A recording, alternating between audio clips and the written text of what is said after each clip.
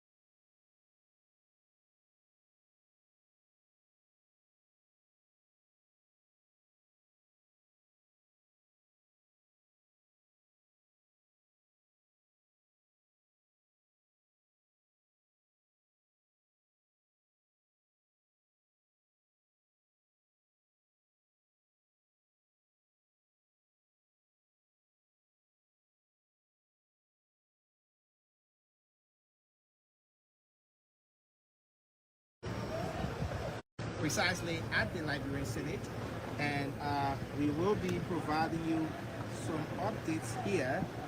But all right, folks, sincere apologies for the break-in. We want to appreciate you for joining us. Thanks for joining us on this live broadcast.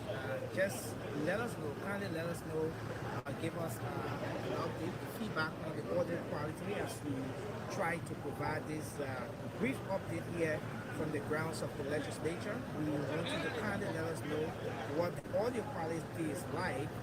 Give us a feedback. We will appreciate if you were to give us a feedback on the quality of the audio just before we continue this broadcast. My name is Nelson Colette. This is Spoon TV. We are coming to you live from the grounds of the legislature, from the Senate wing of the Liberian legislature. That's exactly where we are bringing this live broadcast to you from.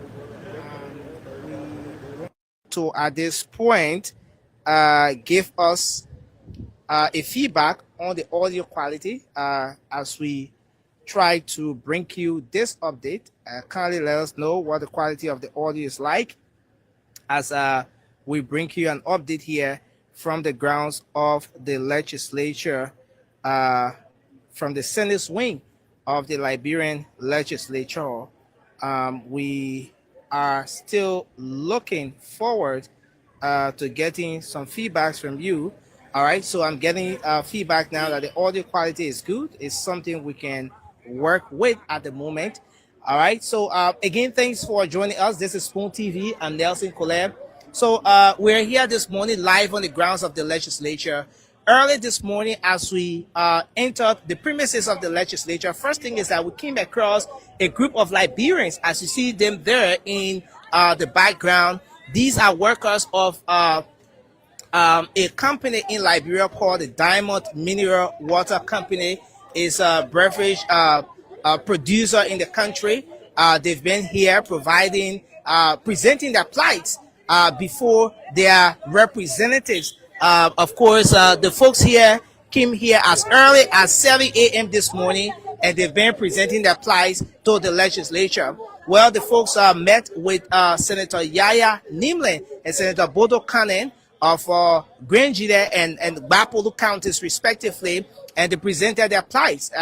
We will at some point during this update speak to them as well, get their views, get to hear from them as to what their real issues are, why they are here this morning. But what we did listen to in the brief interaction they had with the minister was that they have some issues with respect to unlawful dismissal. They've reached out to the labor minister on the matter, and they've addressed several communications to the Liberian Senate, and they came here this morning in furtherance to that. We'll bring you more updates on that.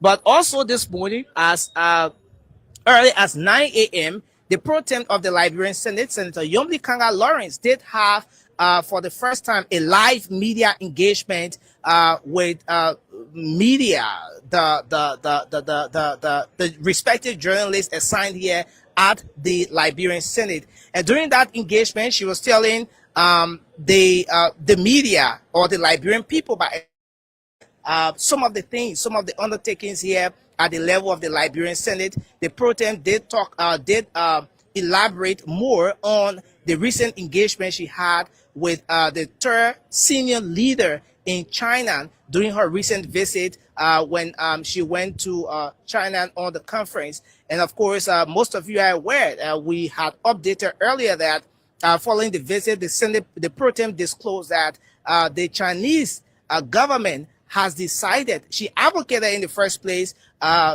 for the renovation of the joint chambers of the legislature that was that got a fire during the impasse at the House of Representatives, something that has led to an investigation, an ongoing investigation, something that resulted to lawmakers going to court on several occasions, even lawmakers going behind bars, including the former Speaker of the House of Representatives, former Speaker Councillor J. Fonati Kofa, Representative Dixon Lavli Sibo, Abu Bana Kamara, and other lawmakers going behind bars for hours. Well, she did say that during her visit to China, she engaged with the authorities there, and following her engagement, it was approved that the Chinese government will be embarking on the renovation of the joint chambers of the House of the legislature. So that is going to be included in the many projects that the Chinese government is going to be carrying on in Liberia here as part of their developmental agenda for Liberia. But aside from that, she mentioned the issue of strides that the government of Liberia or the Liberian Senate is making with respect to the fight against corruption. During the briefing with the media this morning, the pro tem disclosed that the Liberian Senate and the government of Liberia under the rescue, which she was a rescue mother of and chaired the campaign for in 2023, that the government is making strides when it comes to fighting corruption. Specifically, she mentioned the issue of strengthening the anti-graft institutions like the GAC, the Anti-Corruption Commission, making sure that those institutions are equipped financially so as to ensure that they take on the fight against corruption robustly. She also mentioned that as part of their oversight, they've engaged with relevant institutions as well to ensure that the corruption is at least minimized or fought to some extent, and that significant strides have been made to making sure that this government succeeds in the fight against corruption. I did ask her a question as to what her rating will be of this government with respect to the fight against corruption, especially so when the asset recovery team that was set up by the president to restore or recover stolen assets from the country has gone dormant. When we have so many reports of indicted officials of government appointed by the president serving in their positions while they're being indicted after being investigated by the LACC and brought down in several indictments from Bapolu County to the Lofa Community College and all of those issues. But the pro tem did say that efforts are being made, and she holds a view that regardless of whoever that person is, once you're a public official and you get indicted, you shouldn't preside over state resources. And so her position on that was that those officials of government, the best thing, the most reasonable thing to do is for the the necessary actions to be taken so that those indicted officials can either be suspended or dismissed pending the outcome of the court process, and based on the outcome they could be reinstated or not. But she did rate the government of Liberia on the scale of 0 to 10. The pro-tem rate the current administration at 6 when it comes to the fight against corruption. And she says she gave the government 6 when it comes to the fight against corruption because she thinks a lot has been done to strengthen anti-graft institutions in the country. And based on these efforts from that angle, she thinks the government of Liberia deserves a score of 6 out of 10 when it comes to the fight against corruption. She spoke briefly on the Eton and Iboma deal, a revelation that was made during his briefing, talking about the former pro-tem, the pro-tem emeritus, Albert Chie, Senator Albert Chie, during his briefing. He did disclose that the Eton and Iboma deal, there are conversations ongoing with respect to that. There are possible returns of those deals, but they're looking into it. That revelation or that statement from Senator Albert Chie sparked public concerns, especially so when the Eton and Iboma deals were those two major deals that came at the early stage of the former administration under former President George Weah. It was being criticized, others hailed it. It was passed within a twinkling of an eye. As some says, it was a Nicodemus passage of that. There was a Nicodemus passage of that deal under the 54th legislature. But in the midst of the different criticisms and everything, the Eton and Iboma deal passed through the corridors of the legislature. But now the pro-tem is saying that as far as she knows, as far as her recollection can serve her, with everything she has on her desk, there is nothing official yet about the Eton and Iboma deal. The Senate or the Liberian government has not reached any official conclusion or had any official conversation surrounding the Eton and the Iboma deal. So she said that once it gets to that point, if for any reason the Eton and Iboma deal is to return, maybe coming back through the corridors of the legislature, that's something that they're going to scrutinize to the letter, because they will ensure that whatever passes through the legislature is done the right way. She was quizzed about her party, the Liberty Party, as to whether she has a political ambition and all of that. She said no. Her major focus now is making sure that this government succeeds. When it comes to the construction of party headquarters across the country, we're seeing now with the CDC, we're seeing similar thing happening with the ruling Unity Party. She says the construction of party headquarters is not much of a big deal, since in fact it is not a prerequisite laid down by the elections law of Liberia or the National Elections Commission to determine as to whether an institution is considered a political party or not. She says they are focused, they are strategic as an institution, and the political party, the Liberty Party, remains the third biggest political party in the country. Well, in the midst of everything, the pro-tem did say that the legislature or the Senate is on course in making sure that this government succeeds and that the right thing is done. But on the flip side this morning, folks, we did disclose the situation with the Liberians who trooped in here this morning, raising concerns about their dismissal. We're going to speak to a few of them at some point, and we're going to give you update on that once we get to speak to a few of them. But on the flip side, folks, a lot of you know that the legislature experienced a disaster on the 18th of December in 2024, when the joint chambers at the top there of the legislature got that fire. Liberians woke up in shock. Liberians woke up in shock just knowing that the legislature had got that fire. Yes, we did talk about the plans, the engagement that the pro-tem has had with respect to making sure that there is a renovation from that end. But something here to capture is the fact that CCTV cameras are now being installed or mounted here at the legislature. In the heat of the conversation, one of the major concerns by so many people in and out of Liberia was, why is it, how come the legislature that passes the law, the legislature that kind of dishes out the national budget, makes appropriations, decide as to which ministry or agencies get what. How come the legislature doesn't have a functional CCTV camera so that in case of these kinds of situations that they can be able to figure out with the help of the CCTV camera to know as to what's the situation, what went wrong, who did what.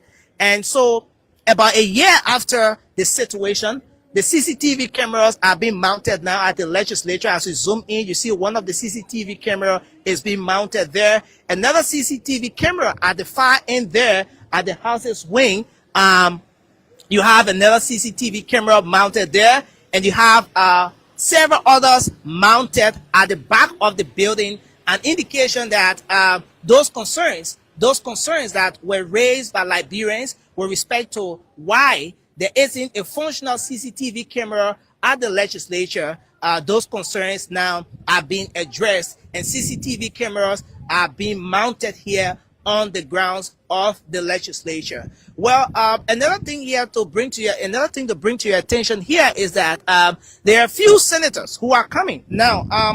The last update we provided during our last update, it was about 12 noon when the sitting at the Senate had not started, at which time the House of Representatives was already in session. But at the Senate, they were in a consultative meeting, but the vehicles, the presence of those respective lawmakers were felt. But today is a bit different. As you see from the far end there, bulk of the lawmakers, or the senators, let me put it that way, are yet to arrive here on the grounds of the legislature. So at the far end, you see the vice presidential motorcade, the VP escort is parked there, and you have the Senate's own escort, the pro tem own escort parked at the back. But a bulk of the senators are expected to arrive.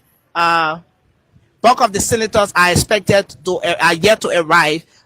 We did see a few of the senators. Senator Numeni Batikwa, Senator Darius DeLon is here. Senator Amara Kone is here already. We saw Senator Yaya Nimle, Senator Bodo Kane, and of course Senator Albert Chie and the pro tem herself. But aside from that, bulk of the senators are yet to arrive here, with the time already at 11:30 a.m. in Monrovia, live at the grounds of the legislature. The lawmakers, bulk of the senators are yet to arrive. So at this point, we want to bring your attention to something very important here, folks. As you see from this angle, we're about to show you that you have a good number of Liberians here this morning.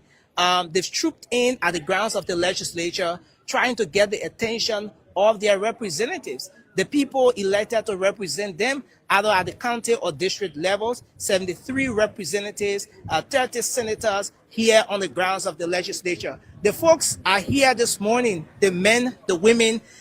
These are Liberians holding placards in their hands and trying to get the attention of the lawmakers. There are different inscriptions on the placards here. So, like you see here, this one says, Councillor Kura, you are the rescue minister of labor to deliver the Liberians of labor abuse. Do not be the champion of bad labor practice. All right. So workers' rights are human rights. We deserve our rights on the job. So these are the inscriptions on some of the placards here. You see another one there. You come here. There's another one here that says, brother Amos Fala. You want to pull your hold up your placard a little bit. This one says, brother Amos Fala, rest in peace. We will continue the struggle until justice prevail. We are with you in spirit.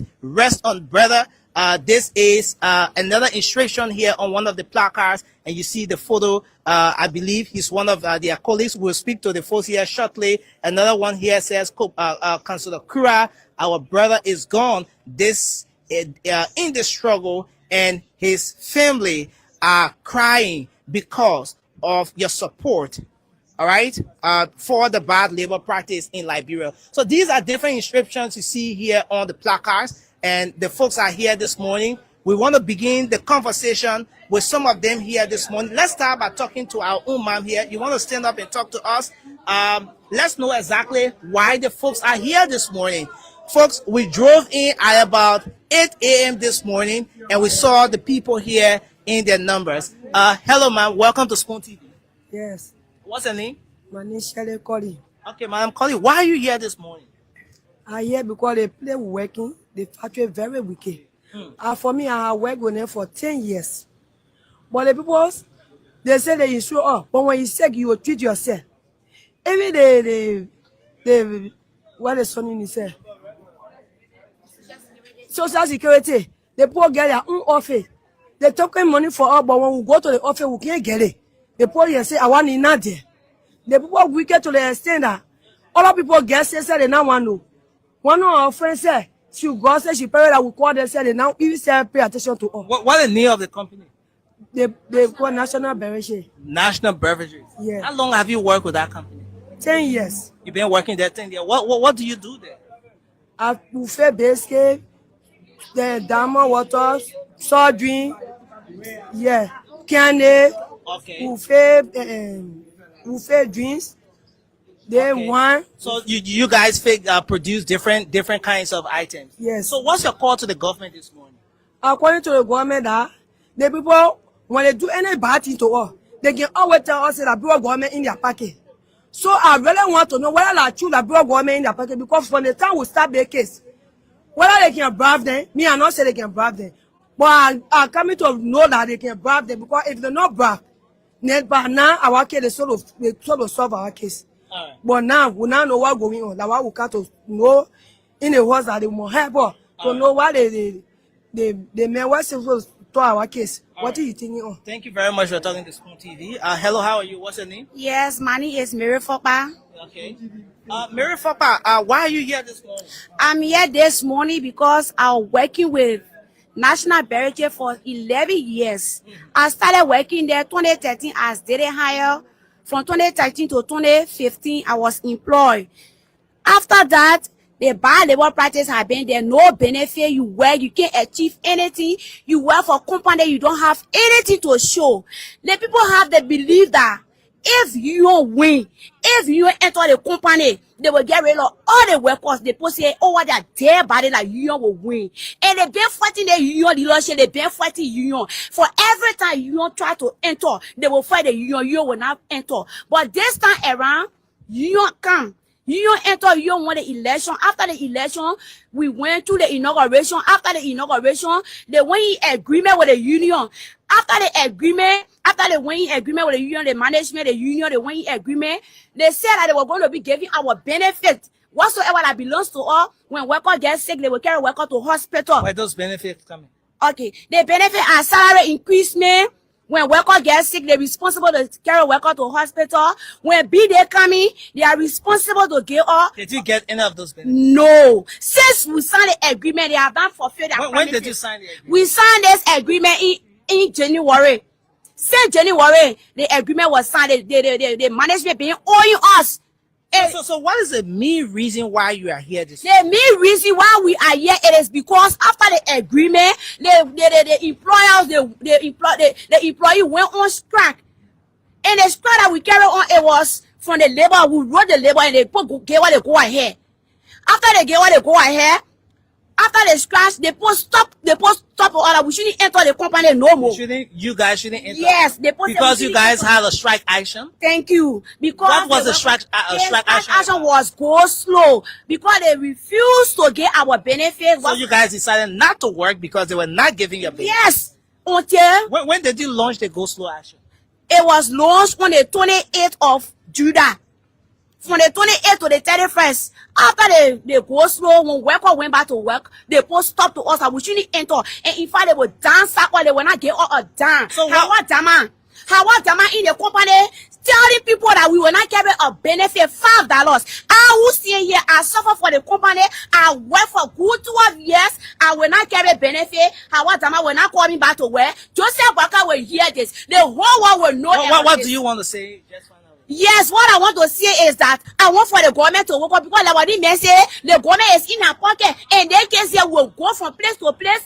Nothing will not come from inside, we will not get benefit. Since worker will go with their empty hand, they will not carry anything. So we are here today in the ministry for the ministry to help us. Let the government help us that our labor will not go in vain. Thank you. Thank you for talking to Spoon TV. So, folks, we stay here, Spoon TV. We are coming to you live from the grounds of the legislature. But I see the folks are talking about their benefits and all of that. But I see Councillor Cooper Crass name on the placard here. Hello, how are you?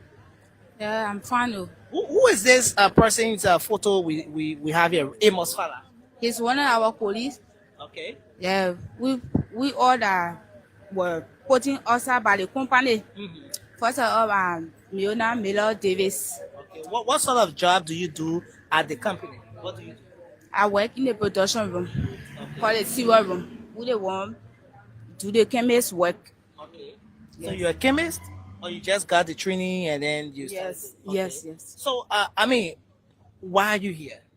I'm here that the government we came to the house that they should really look into our case because the case been from since the 28th of July up to now we're not getting no good understanding.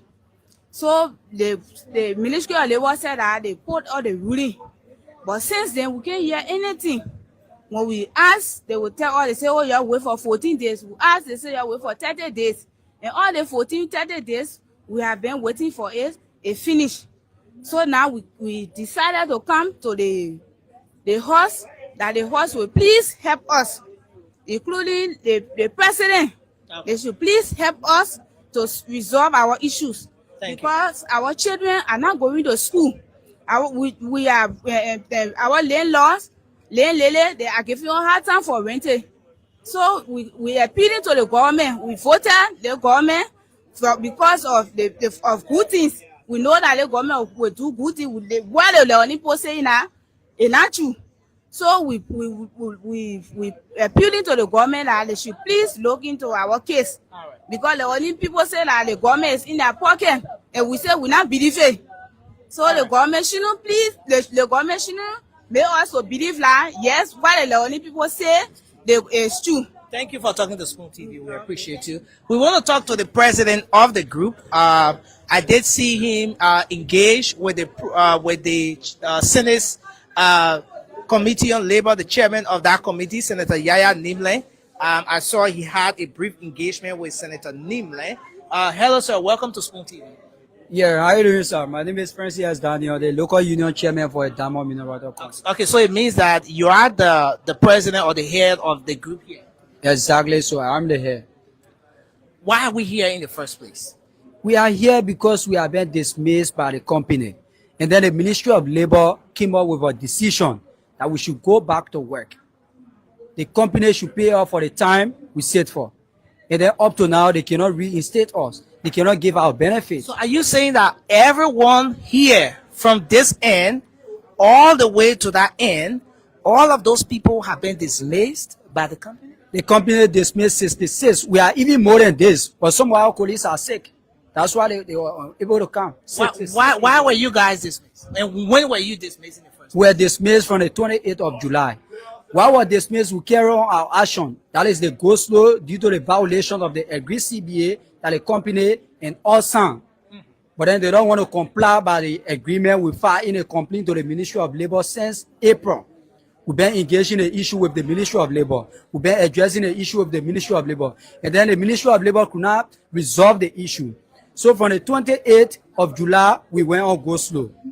We filed in for 48-hour notice strike. And then the Ministry of Labor came out in the ruling and said that the action that we took, it was legal. It was in line with the Decent Work Act. The company should reinstate us. And up to now, they cannot reinstate us. So what are some steps you've taken since, in fact, you raised this concern and the company dismissed you? What have you been doing since then? Since then, we have been home. As you can see in the struggle, we even lost one of our brothers to JFK. He died because there was no hospital bill. But you outside, they are not in school. You are talking about your dismissal and all of those things, but I see Councillor Kopokras, the labor minister's name, is on the back of the placards you have here. Why do we have that? Because the reason we place his name on a placard because he is the Minister of Labor. He know of this case very well. But every time we bring this issue before Councillor Kopokra, he will not put himself in a front page to resolve this particular matter. He always send deputy, deputy, deputy. All of the time. From April, we've been dragging the case up to today. So you think that's the reason why his name should be mentioned on the placard? On a placard. So we want for the Senate to invite Councillor Kopokra, invite the management and that of us and resolve this particular matter. I did see you engage with the Senator Yaya Nimle of the Committee on Labor. It seemed the engagement did not go well. Yeah, Senator Yaya said that he want to reopen the case.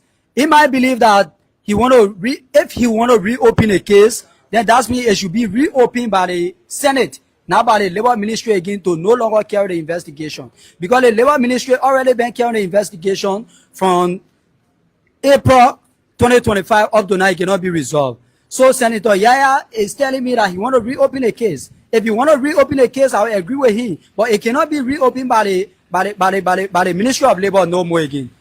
It should be reopened by the Senate. Let the Senate invite the management and invite the Kopokra, the Minister of Labor, and that of us, and open this particular matter and resolve it. You told the senator that you guys don't have a lawyer. He said that's where the problem is, because you guys don't have a lawyer. That's why this entire case is where it is. What are you guys thinking on with respect to that? Have you tried getting a lawyer to pursue this case and all of that? We don't have money. We are out of job. Our children are also. We don't have money. So we don't have a lawyer. We don't have money to pay a lawyer to fight this particular case for us. So, following the engagement with the Senate today, what's the next course of action? My next course is we want for the Senate to invite the management, to invite Councillor Kopokra, and that of invite our mother union and us and resolve this particular issue. All right. Thanks a lot. Thanks a lot for talking to us. Okay, thank you very much. My name is Francis Daniel. Okay, Francis Daniel, thanks for talking to us. All right, so folks, we are still here. We see I understand one of the deputy ministers of labor has appeared, has arrived here in the midst of this situation.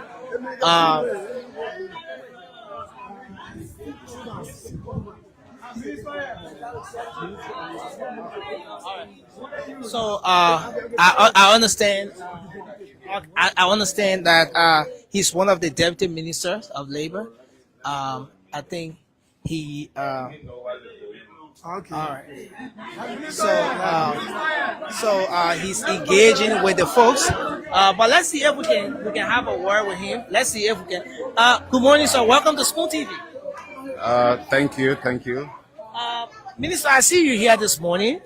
Those workers have been here since this morning, calling on the government to at least make an intervention with respect to their dismissal. I mean, are you here for similar purpose? Yes, of course. I head the Manpower Department of the Ministry of Labor as Deputy Minister, and I was the one that had a hearing into the case, and I made my opinion heard, and I wrote that, and I think that has not been implemented by the probably the management. And the next procedure is in 30 days they should be approaching the labor court to enforce the ruling that comes from the labor ministry. And that's a major concern. They're calling for the enforcement of the ruling. But I did hear one of the guys say that it's been over 30 days. How true is that? I think so. It's been over 30 days because I think it was the 18th or the 12th of last month. Okay. So it's been over 30 days. So now the workers or Will you mind the if we stood here a bit? the workers or the management should now be seeking enforcement from the labor court. So that is exactly what should be happening. At this point, we have done our best as labor ministry officials to go into the case, find out what are the issues, and we made the ruling public. Journalists had the ruling and everything. So now we expect the enforcement of the ruling that came out of labor ministry. Is it that where it is now is beyond your authorities that you don't enforce? At this point, we can still have a way of dialogue, a social dialogue. We can still create time to. Do you talk. enforce? No, we don't enforce these things. It is enforced by the labor court. So once we made our opinion felt, we transfer the case and we issue the ruling or the opinion to the both parties. Then, based on who is more interested in getting their justice, the labor court after the 30 days, now the labor court will take charge. What of are that. you looking forward to after your engagement here today? I know when workers come to the Senate, we can't just sit down at the ministry and act like we don't care. We have to know what are their complaints, what they are doing, what need to be addressed. And we also have to clarify some things to the legislature that this is how things are going and this is how far we have gone with the issue. And that is what exactly we came to do to make sure. Thank you for talking to us. You're welcome, sir. I appreciate it. So yes, you just listened to the Deputy Minister for Manpower at the Ministry of Labor. He's been able to come here this morning, at least to have a word with the protesting, dismissed workers of the National Beverage. And he says he's optimistic. He's hopeful that following the engagement here today, there will be some sort of solution to the situation. But he's also saying that enforcement doesn't fall within their purview now, because the engagement with the folks there, they have been calling for enforcement. They want the government of Liberia to enforce this whole investigation, the findings of the investigation, to either have them reinstated or to ensure that they are just benefits, the benefits that they should be getting as per the contract signed with the institutions are giving them. But he's saying that they cannot enforce. It's a court that has the authority to do that. And so we look forward to see what happens hereafter. But I want to say thanks for watching Spoon TV. Probably when we come back, we'll be streaming to you live from the main chambers of the Liberian Senate. And yes, it's been a great 3 sittings since the Senate returned. Today is going to be the 4th sitting. Senator Abraham Darius DeLon, since the return, has been reinforcing this call for work permit issue, the labor situation in the country and all of that. And he raised that issue during the last sitting. And he called on the plenary of the Liberian Senate to ensure that the whole idea of the sales of work permit is put a stop to, is halted, that Liberians should be prioritized. Those jobs that are given to foreign nationals should rather be given to Liberians who are qualified, who meet the competence, the qualifications to serve in these positions. And in the case where no Liberian is qualified to serve in these positions, then they should be given the necessary trainings, development and everything to do that. The VPS court is now leaving the grounds of the legislature. Yes, but the pro tem is here. So even with the absence of the VP, as you know, by law, the pro tem presides. Once the vice president, who happens to be the president of the Senate, arrives, then he presides. But thanks a lot for watching Spoon TV. I'm Nelson Colette. We'll come back. Have a good day. Thanks to Ernest Benda on camera, making sure that we bring you all of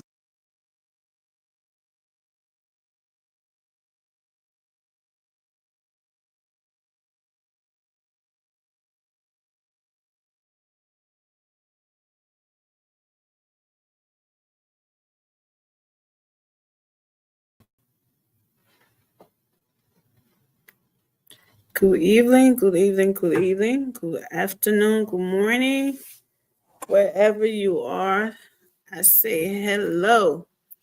Yeah, hello. We have to go Liberia a little bit. Welcome to the Nightly Exchange. Welcome, welcome, welcome. Thank you for being here tonight with us.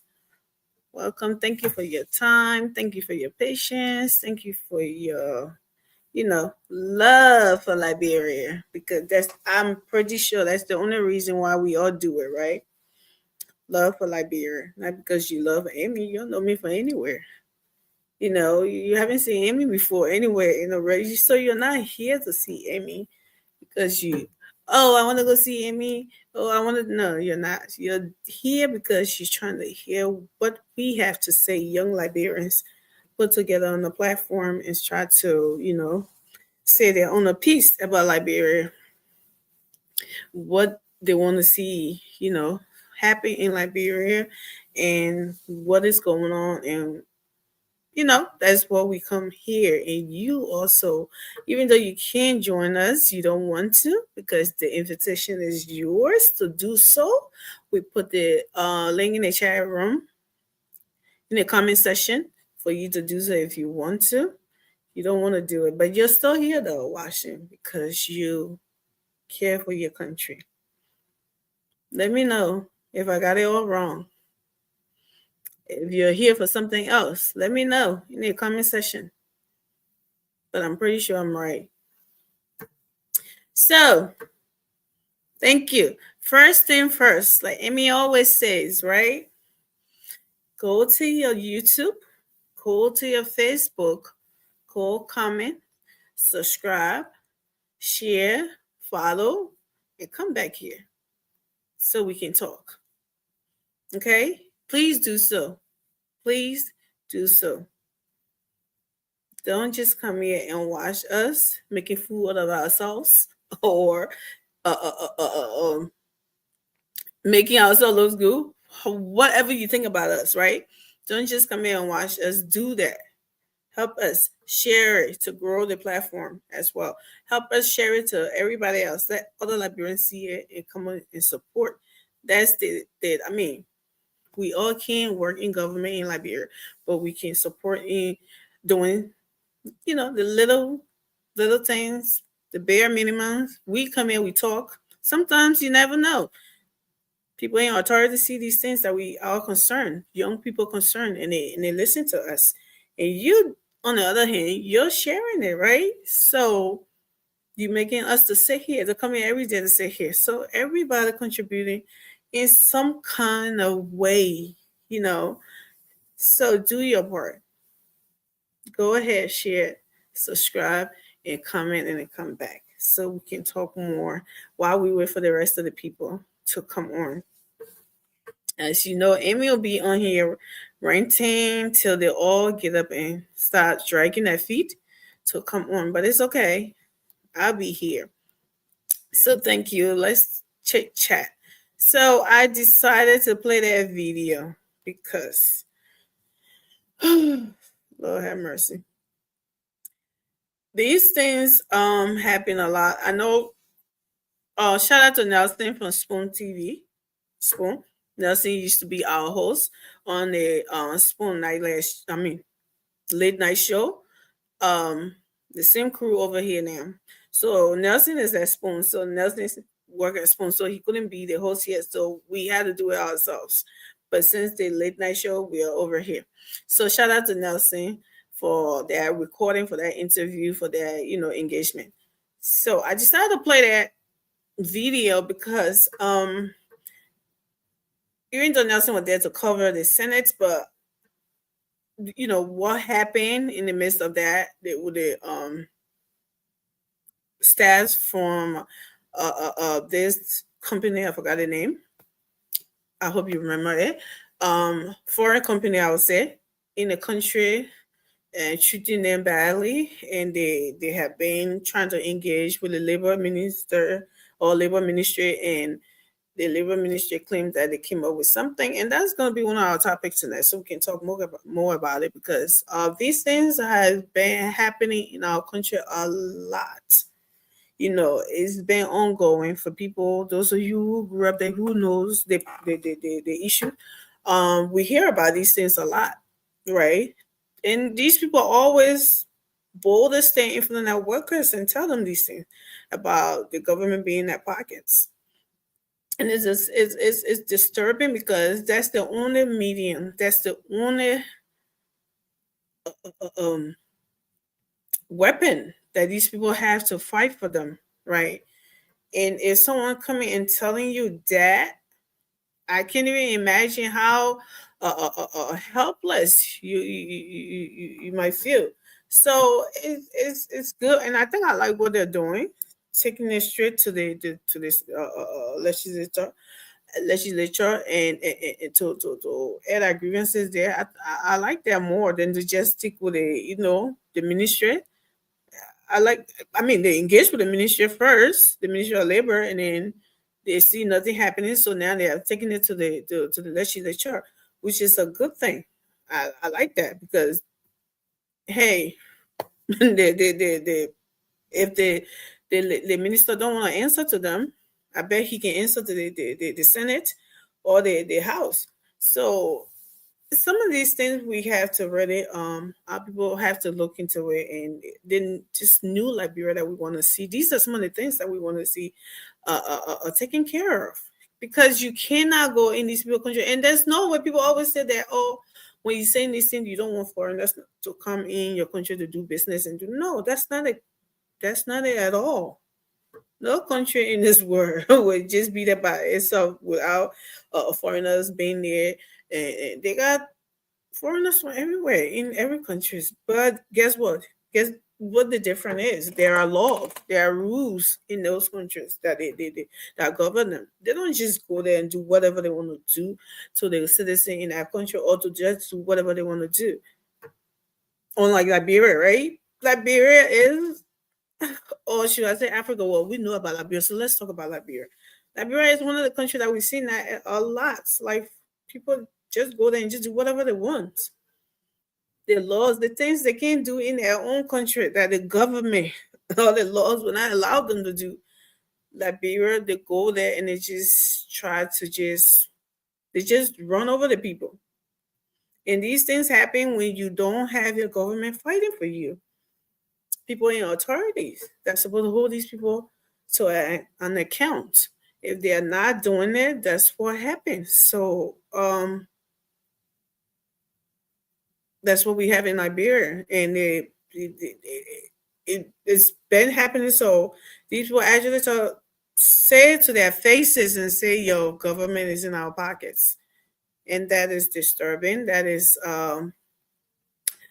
gush renting, and I think we should all push stuff like this. We should all push stories like these when we see it, share it, so it can go wildfire. That these people will have results in their fights for justice or for good labor, practices in Liberia.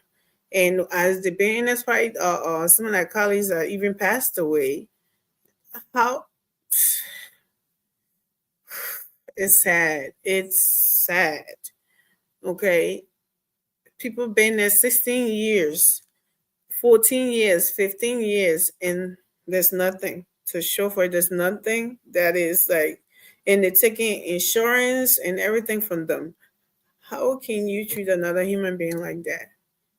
I think it's wrong, and I think they are doing the right thing by going to the legislature to protest, to stand there and ask that that this case be heard.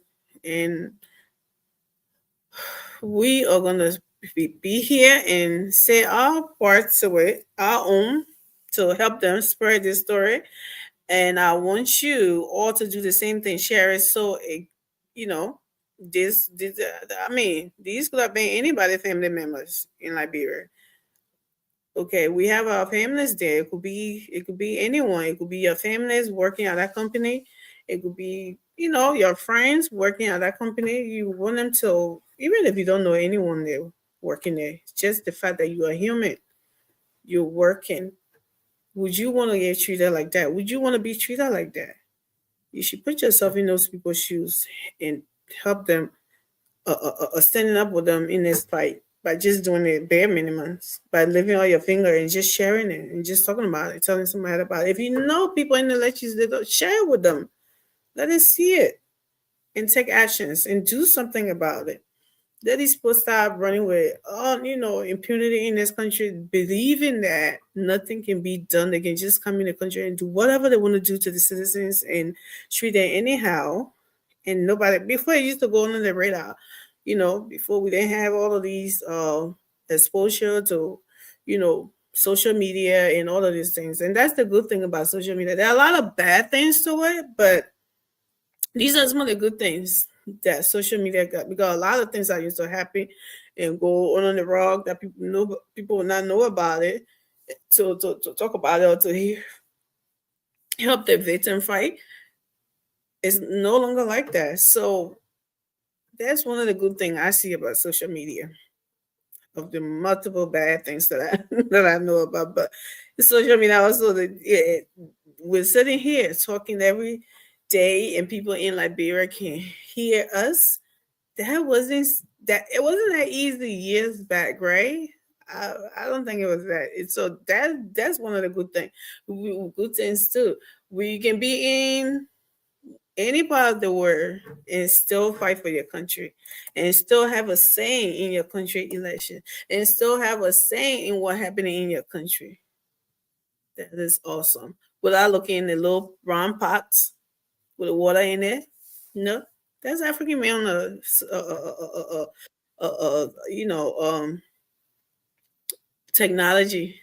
They just use it in the worst way, the wrong way possible. But I think they came up with this thing first. African men had this technology first.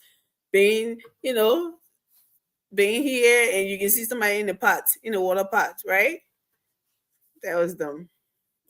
I don't know. Theirs was just a little bit demonic, but they did it first. And look, people started doing it the right way. They imitating it, but it's for the good reason, good cause. So yeah, share this video, share it, and let everyone know about stuff like that. Bad labor practices in Liberia. It must stop. It needs to stop, and we need to amplify it for more light to be shown on it. That's why I played that video. And when the guys come on tonight, we're gonna talk about it and talk more about it, so you can hear their views on it. Yep. Thank you guys for coming. Mr. Davis, you want to turn your lights on? You want to do some things? I don't know. It's too dark in that room. I can't see you. I can't hear you. I can't anything. So try to put yourself in a better place before you come back on, and I'll bring you on.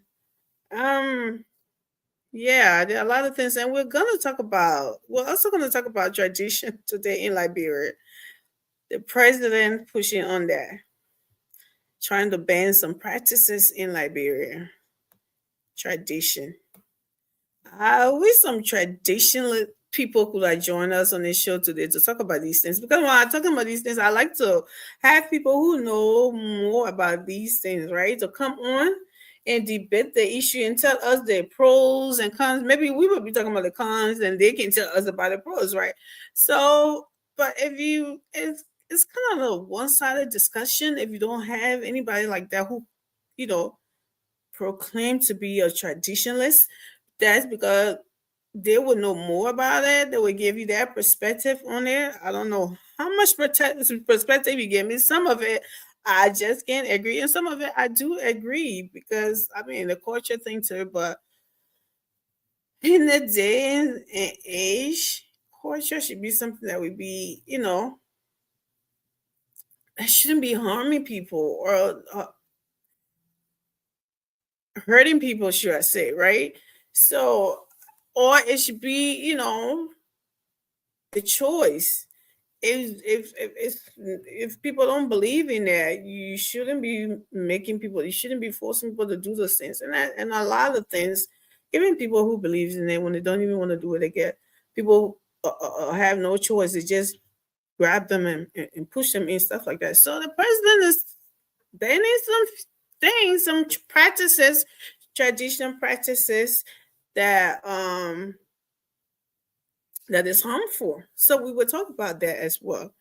We will talk about that and hear what people have to say about that. And boy, it's gonna be an interesting conversation, but I can't wait to hear what they guys think about it too. Yeah. So another topic is that let me see, maybe depends how this two topic will go. Maybe we'll add a third one to it. But yeah. hold on. Mr. Davis, please straighten yourself first. It's still dark. I can't bring you on. Please do that. Yeah, your camera is dark. Everything. So try to arrange yourself and come back. Please. I appreciate you. Yeah, guys. So while we also wait, I have a couple of videos of some things that are happening in the country as well when it comes to farming, and I think I showed a couple of things here last time. Farming, development, it's crazy, right? But hey, a step at a time. We are not flying yet. We are still crawling. And I'm grateful for that. When you're crawling, you're moving. You're not sitting still. But if you're not doing anything at all, it's a concern for me. So I think I'm grateful. I'm not super happy yet, but something's happening. So the fact that we're crawling, we will walk. That's how you start before you start to walk. So yeah, I can't wait. So okay, so we also have these people in Liberia, that a lot of scammers in Liberia today, that we also tell you, people will come on and tell you about. Be careful. People will call you and tell you your family, they will act like your family, they act like your friends, act like people to send them money, or pretending to be someone they're not.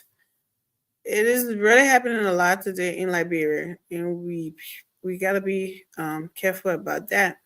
A lot of people here, they are going through it. They have experienced it. My cousin is a victim of that. A woman had his picture on Facebook, calling him a criminal.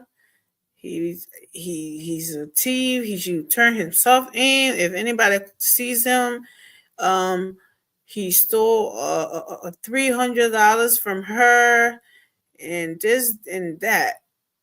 And this guy was sitting right in Philadelphia, Pennsylvania. Why is she saying this person who did this to her was in Liberia, Monrovia, right? And when someone saw his picture, called him from there, from Liberia, and said, "What did you do?" I seen a woman on Facebook talking about you stealing from her and doing this and doing that, scamming her. And when he went looking, that was his whole profile picture and whole thing. Then he tried to call her. She wouldn't listen. He said, "Well, I'm sitting in a state here with you. How did I even scam you? How did I even take $300 from you, $350 from you?" So what they did was they just went on Facebook. I guess they just go on Facebook, taking people random people pictures, and putting it on their phones and taking their names and registering it. I don't know how that's happening, and claiming that these are the people that talking to you, right? So if you don't know, you see that picture on there, now you think it says that the person got a phone and stuff. So be careful.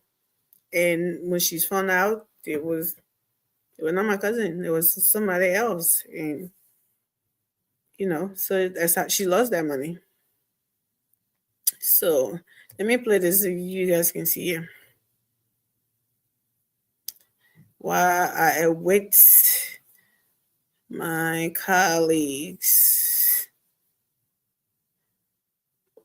You don't even have like you had your face. Can I pass it up? You know my face again, the camera. Les femmes, c'est le money 20 in class. You live for your face, you live for your face. Les men, you want to say, I've been on me. Hey, boy, what for taking money for the city? What can I now? They say, what can I now?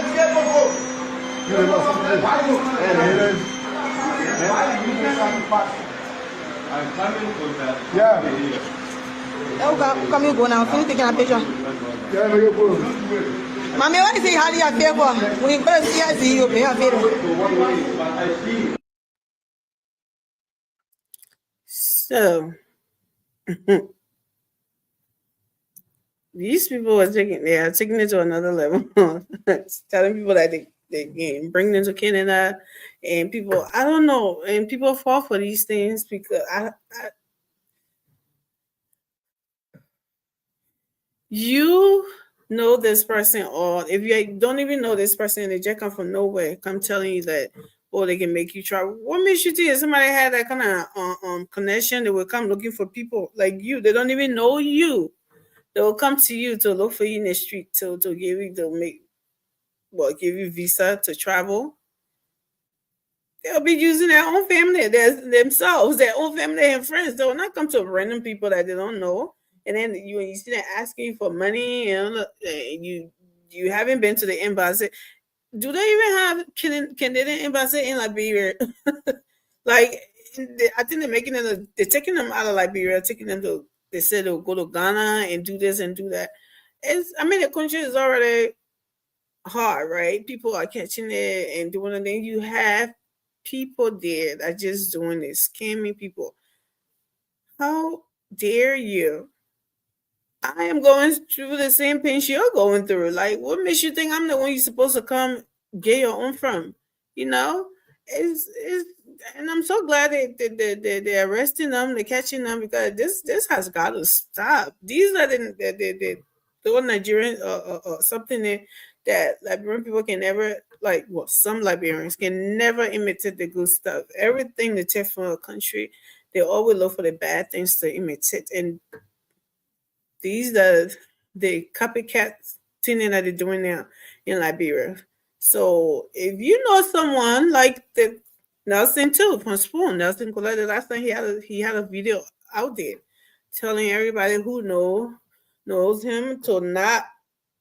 If anybody called them and said, "Oh, yeah, Nelson Colette, and I need your help and this and that," don't fall for it, because he knows a lot of people who already did that to him, to a lot of some government officials or whatever. Then, like, out of nowhere, nothing don't ask you for money. Why would you think somebody would just call on the phone and say nothing cool? Oh, nothing cool from Spoon? Like, okay, I need your help, and then you go sending it to without. So we really have to be careful, because people are so desperate these days.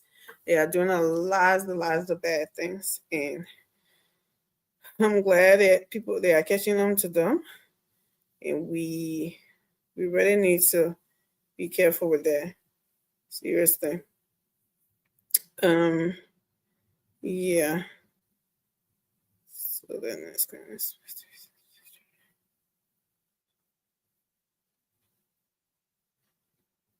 Yeah.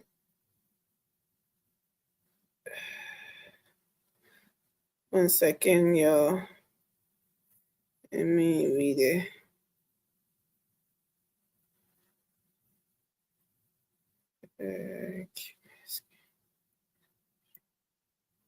Police for the court identities. Let's say.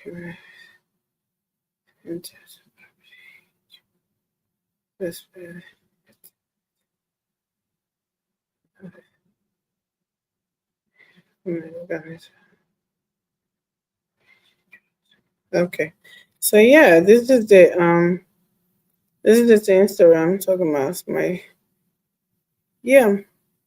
So I'm waiting on these guys to come on so we can go more into these stories. So before then, while I wait here, I'll be playing some videos. Today the president went to celebrate went to a celebration in Kakata or Kakatan. You know what it is. Don't get me to. Yeah, so he went to a grand celebration today.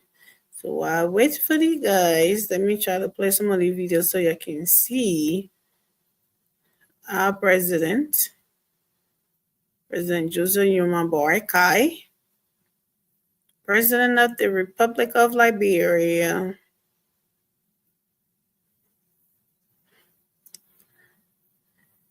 Okay, so let's go. My internet is kind of slow, y'all. Bear with me. Bear with me. Internet is kind of slow. I hope my computer don't go off on me. So let's start with this video.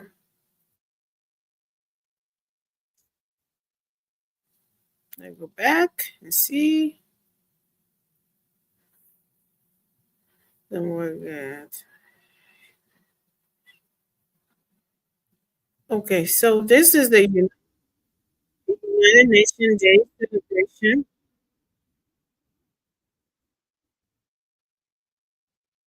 United Nations Day celebration in Kakata, Margibi County. Let's watch on. And while I do some arrangement in the back, try to get these. Folks, we are here in Kakata, County, where His Excellency Mr. Imam Waka is attending the UN 80th official celebration here in Kakata. My country president just laughed, and they will be greeted by the chief of Margibi County, so your council excellency Joseph Imam Waka.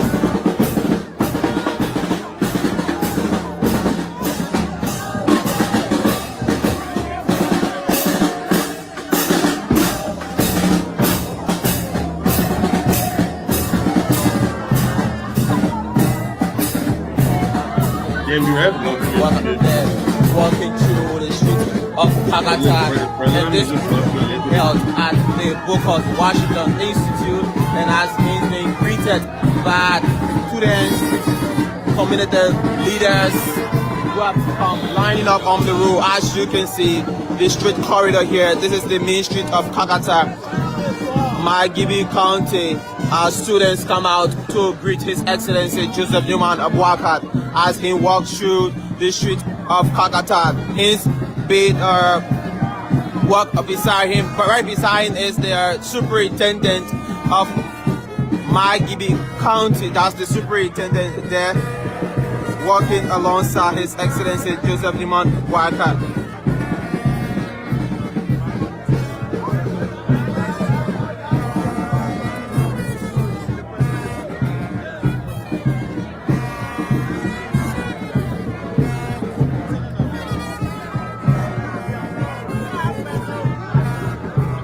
So he's walking along with the superintendent of this county.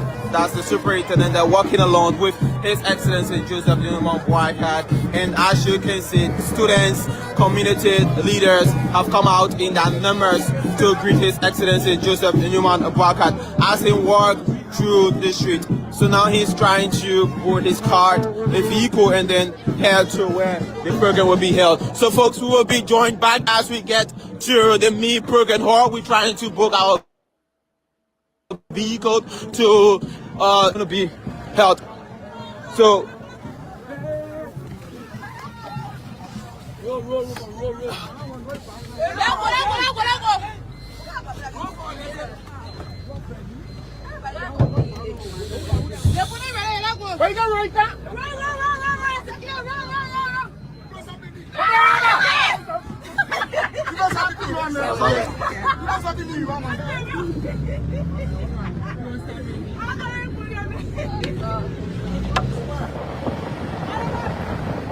So we're heading straight to where the program will be held.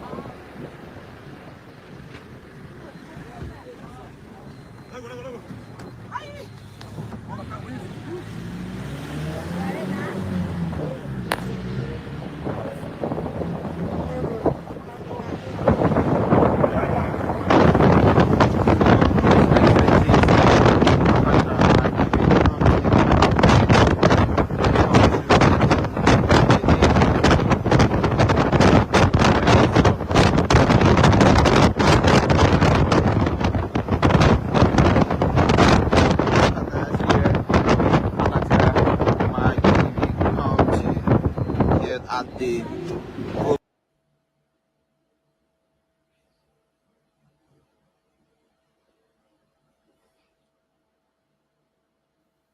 Hello, Turay. That was just a little tease to wait for y'all. The president going, celebrating. Yeah, you're not sleep yet. Now you see why. And I'm for fun.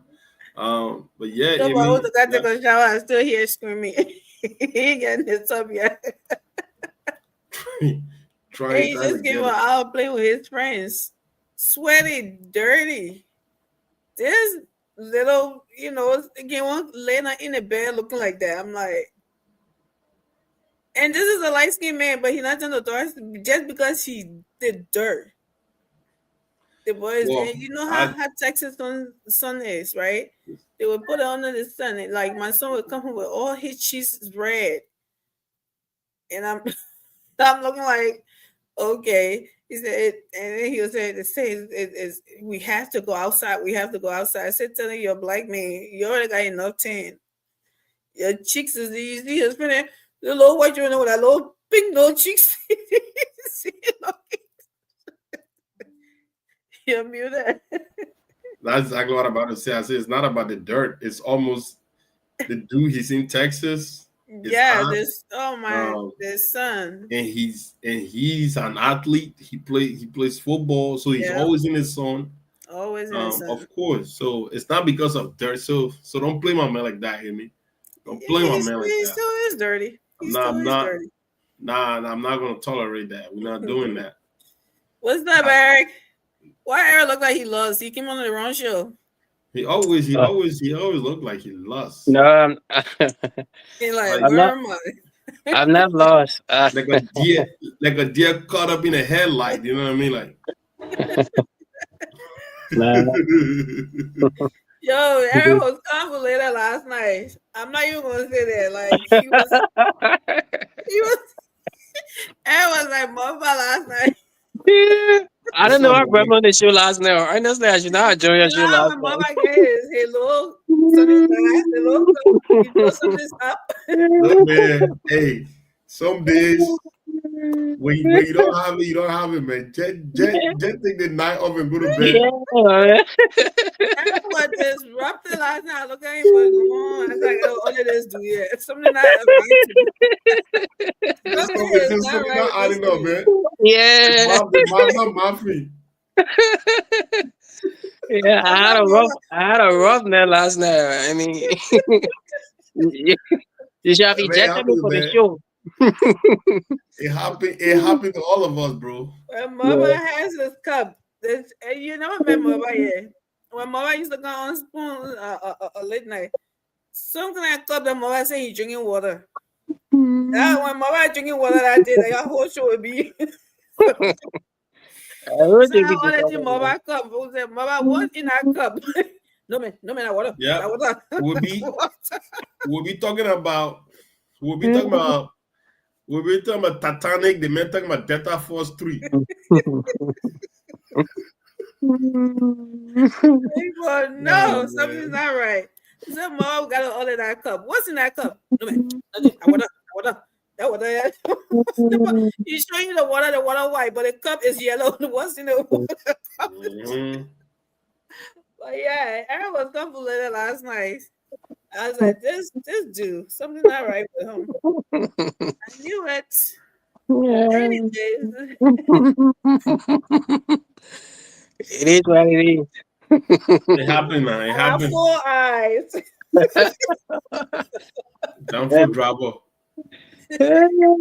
But why are you observant with me? You don't keep eyes on later. Why are you keeping eyes on me? No, trust me. I know how everybody something. No. Amy knows. What they drinking juice on our shoe? You don't keep eyes on him. I know my panelists. I know them. When something's not right, I know. Amy knows. Amy knows Touré. The only thing Touré can be drinking a Lipton tea. Yeah, don't go that route. Or cranberry juice. You know what I mean? That's the only thing I can be drinking, Eric. Okay. Oh man. But hey man, look. Oh man. You don't even want to know what some people can be wearing. If that camera go, if the camera could go any further down here, say you know. The camera will cut to really last time. When unsponsored Nelson go bring to it said, "Oh, you're not ready." She was a man, Nelson. That thing can be do. You know, okay, Eric. You know how people can be saying that in the back, like you're waiting for the host to bring you on. Yeah. You know what I mean? And when you're sitting down like that, you have not fully. You know, you're sitting because at that time, it used to be very, very, like, the panel sometimes you got 15 people waiting to come on the show. Like, so you're sitting there, you be like, all right. You don't know you're next. Sometimes, so that's why he's saying that you're even sleeping. So the man will bring you on, the man brought me on, he took me off straight. He said, oh, Touré, sorry, you're not ready. Oh, man. The damage is already done. Hey man, look, my man, you never know, my man. When posting, I got and the shows CNN legal mind in Jeffrey Toobin, right? This guy was literally sitting on a show while the same time beating his, you know what? Yeah, man, that was COVID. COVID did a lot of stuff. Okay, you know what I mean? Like, bro, dude sitting on Zoom. And the scene that he going. I don't know what was his problem. Like, come on, man. But it tells you what is the camera there, my man. Gotta be careful with technology, man. Like, it pick you at some point, you'd be like, oh no, I was not even thinking. You know what I mean? But mistake can happen anytime, man. But with technology at the time, everybody was trying to get comfortable with technology during that time. That is so true. These guys were used to coming on television, you know what I mean, in the studio and stuff. Now they're saying nobody can come to the studio. Everybody have to report. So they had to go set up the camera in their homes and stuff like that. Yeah. And you miss the wrong angle. You find yourself exposed to the entire world, man. And Jeffrey Toobin, it was just inexcusable, bro. Come on, man. Can't be doing that. What type of time you on, bro? Yeah. Like, you can't wait for 2 hours or 1 hour. Even like that, I want to show you still on a segment. It's almost like 15, 20 minutes. You know? But yeah, you're sitting down there, you still want to please yourself. Why giving international opinion on legal matters? Yeah. It was just bad, man. But yeah, great to be back again tonight. Yep, guys, let me hear what's on your minds tonight. Yeah, I mean, I am. There's a lot going on. Let me start with the positive first. think I've seen a lot of good things happening in the country as of late. The funds sent to various, universities and colleges across the country. That is very welcoming. But I think the biggest news of all is the fact that Liberia will be receiving nationally or internationally recognized name by a fellow called Mr. Abrego Garcia. Yeah, I heard about that too, Ray. I was gonna bring it up. What is that about? So Abrego Garcia will be landing in Liberia if he's not already in Liberia. For what? It's a deal that was done between the State Department and Liberia. That's something we definitely need to explore to see exactly what was all that about, and how did the deal even go through? Right. There are a lot of conversation that Mr. Abrego Garcia was presented to other African countries, and they all outed to not accept him, and Liberia did. That's something we need to explore and see exactly what. So that's on my mind. That's the main thing that's actually on my mind. That's it. Let's explore that a little bit, Dr. Ray. What did he? I mean, I'm trying to guess. I don't know if it's the story that I know about the guy that they I think they took him to Well, at first he was arrested by ICE, right. And then he was sent to a notorious prison in El Salvador. Right. Yeah. So the court demanded that they brought him back. Actually, the Supreme Court. It went as far as the Supreme Court, and the Supreme Court had a ruling that he should be brought back. Since he was picked up in Maryland, and Maryland senator traveled to El Salvador and went and visited a guy in a prison, because you have to understand, this guy, he's a green card holder. Right. He's a permanent resident. So I don't know why they're trying to get him out of here so bad. Why? Well, the American government, they say the guy he's associated with a gang, something, but they have not been able to authenticate that as a fact. But again, these are, like the president of the United States, he got his head bent on this guy issue. So basically, he's trying to use this guy as the poster child for his whole ICE operation, and he want to make an example out of him. Okay, even so though let's say he got no legal right to do it under the Constitution. Yeah, this guy is a permanent resident, but he just don't want him in the country. Mm-hmm. And and Liberia say, "You bring him in." They made a human being, and we are a country that was founded on freedom, liberty, mm-hmm. and justice, and we will host him for as long as let's say that was true. What they accused him of. Shoot, like, if America can't host him, what makes you think third world Liberia should be the one to host it? Which we don't know is true. I think they just putting that on him, but Trump is really trying hard to get this man out of this country. Like, I don't understand. He's trying to get him out of the country. That's true, but he's trying to make politics out of it too, right? It's almost like he sees this to be a defeat if the guy remain in the country. So he's gonna use whatever leverage he can use to see that our country will accept him, where his rights and stuff will be protected. But again, they can deport him to Liberia, and he's still gonna make his way back here again. Because not only he's married to a U.S. citizen, he's a green card holder. He's a green card holder. He's a permanent green card holder. So they can do whatever they want to do. He's still gonna make his way back in his country. But I think the president, Donald Trump, just wanted men to be out of there. you know, and but do you think the State Department, who the State Department work for? The State Department work for all those that are there. They work for Trump, right? Yeah.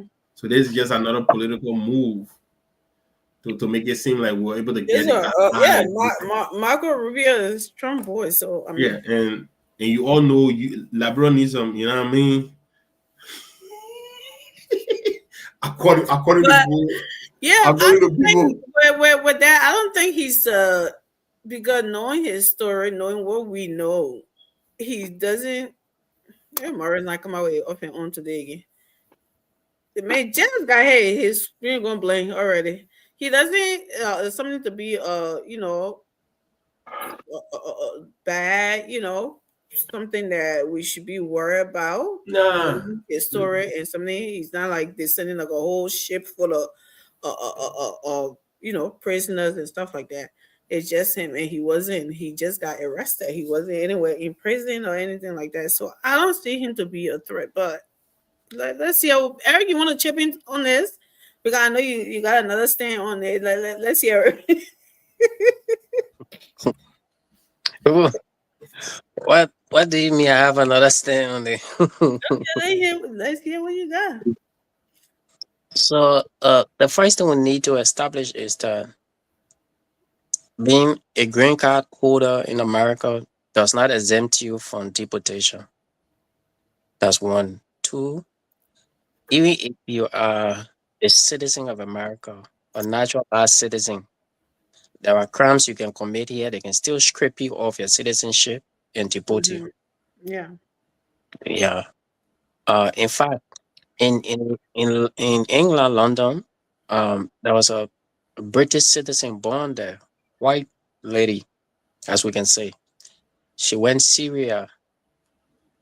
She was or whatever, and she became a wife of one of the ISIS at the time. They call them ISIS or whatever. She became wife of a terrorist. So later on, fast forward, after 3 children all died, she wanted to return to her country. The British government denied her of her citizenship, and she's still stuck in a refugee camp there. So I'm saying this from the backdrop that Donald Trump deporting Garcia, whether it met the legal requirement, the Supreme Court said he wasn't given due process. He should be returned to the country. And fast forward, we are expecting him in our country on the 31st of this month, as reported by ABC News today and confirmed by the Liberian government. Remember when President Bouaga came to America under the invite of Trump? I think there were 5 African leaders.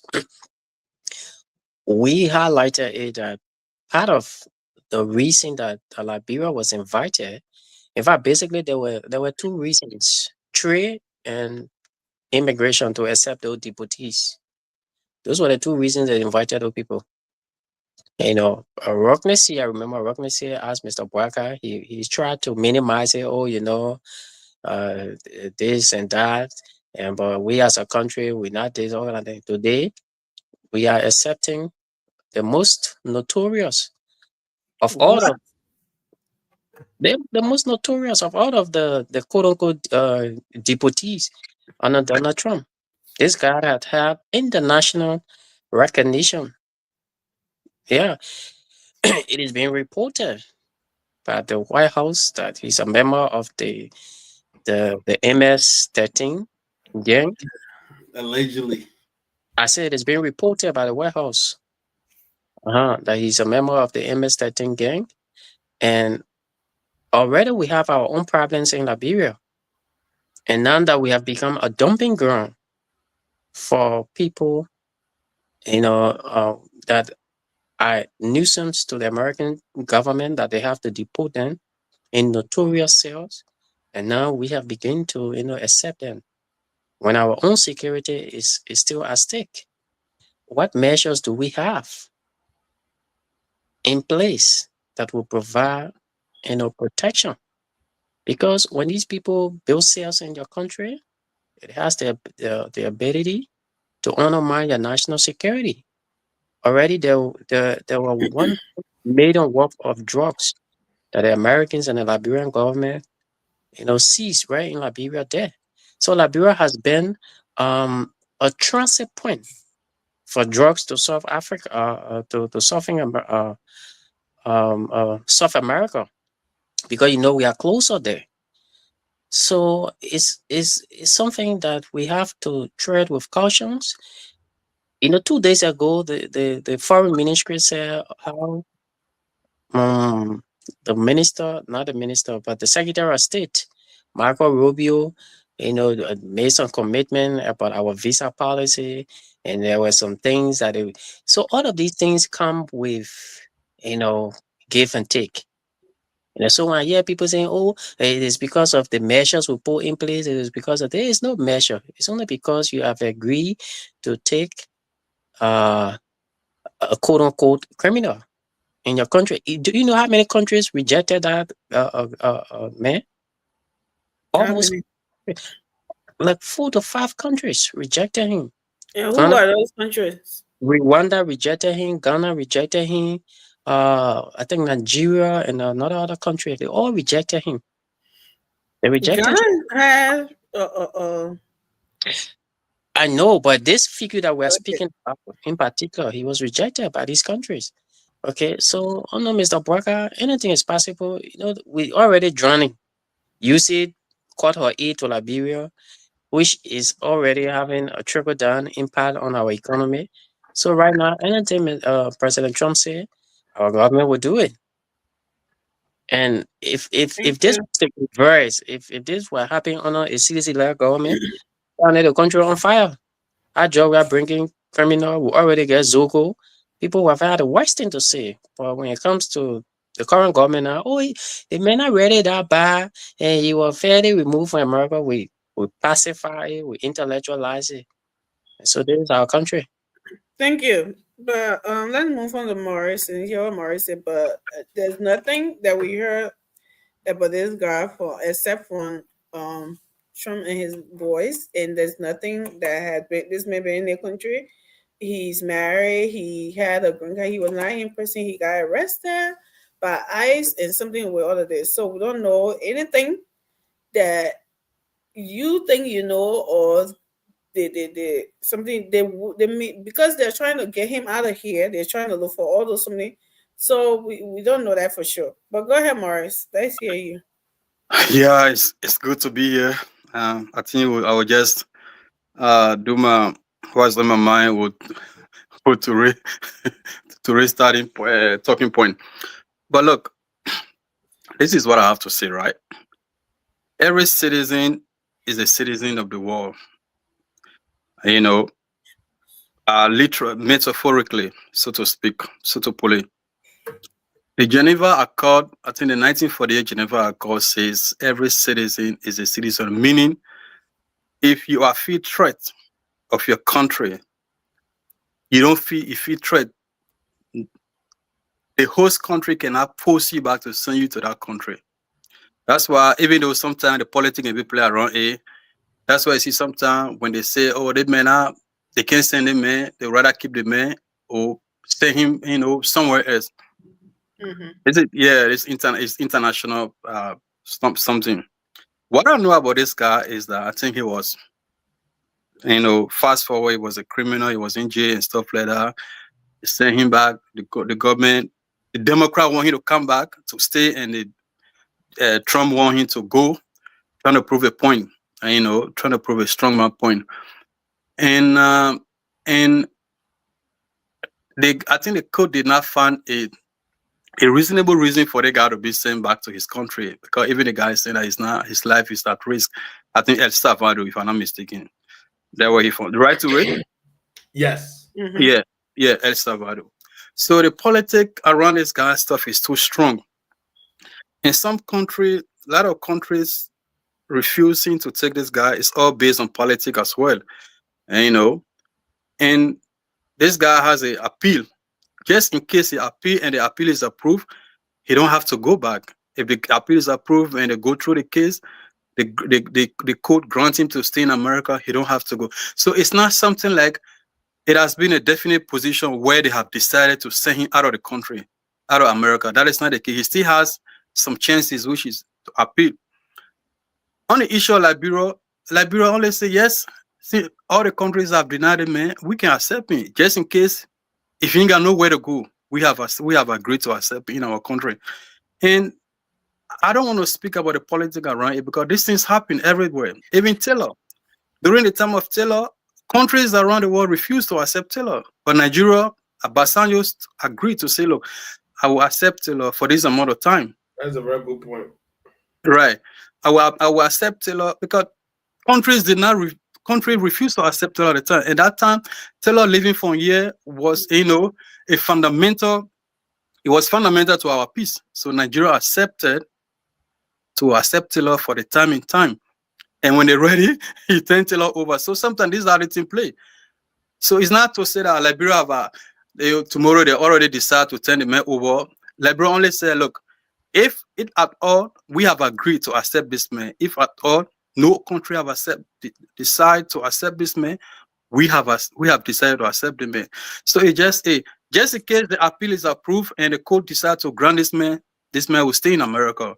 So it's not something that is 100% that they have agreed tomorrow they will just put in the plane and just came to Liberia. If you ask me personally, my personal view, I don't want him to go to Liberia. That's just my personal view. I don't want the government to accept him. But it's country to country. The country know, the government know on what reason they accepting this man to come in the country. And like I said, just to close up, like I said, this thing happen everywhere. People can be, we don't want to accept him, and they can't force to send a member in the country. Some country can just volunteer, who accept him for the time being. And so I'll just give it back to you. Thank you. Emmanuel, thank you for coming. Let's hear from you. Okay, yeah, thank you. Good evening to everyone, to our listeners. And let me start with my friends on the panel. This evening, Brother Ture, Mr. Purvis, and You said President Ture? What? What you said, President Ture? Aklime. Yeah, they make him be president. Why not? He said Aklime. Ture, you want to run for president? Okay. The Ture they would know as president, they are all good president. President Ture of Guinea was one of the best presidents Guinea ever had. And President Ture of Burkina Faso is one of the examples of almost all the presidents around the world today. So maybe you can have one of the best presidents for Liberia, Ture again. The guy in Burkina Faso now is Traoré. Oh yeah, you're right. You're right. But anyway, but it's the same thing. Traoré, Ture is the same thing. I think it's based on the we are cousins. It depends on the orientation. The way other people their location depends on how they pronounce it. So anyway, Brother Morris and everyone else, thank you for having me tonight. It's a pleasure to be here. I listened to the story about that guy, and if you are not careful, the politics in Liberia will mislead you to run into things. And today we got a soothsayer in the world. It's not like the world before where there was nothing to correct you if you are wrong.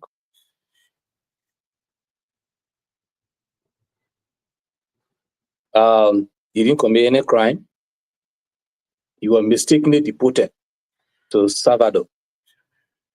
And when you go to Salvador, the government there arrested him right away and kept him in jail. He committed no crime. His deportation was wrong. He was not in America illegally.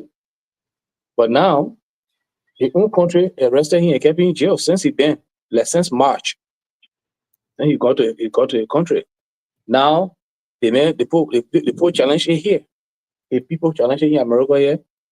And it seems like they almost winning the case. So according to the law, you're not supposed to come back to America. America don't want to accept him back. So they want somewhere you'll be kept until the case is adjudicated. Oh, okay. Now, so now they're looking for someone to just host him until the case is adjudicated. Now the thing about it is that man going to live in a Liberia like a king. Because if you take that man to Liberia, you have to host him. Yeah, you have to feed him. You have to feed him. You have to provide him with incentives. He's not just going to go there and sit down. The man will get security, the man will get car, the man have to live a life. Free Wait a life. minute, will he be in prison or He won't be in prison. If you're being in prison, they can keep you in prison there because they don't want you to be in prison. They want you to be free until a case is adjudicated. The man is in your country, but your country is keeping him in jail. But because they want you to be out of jail, that's why they want someone who keep you someone when you to be out of jail. So it's a complicated stuff.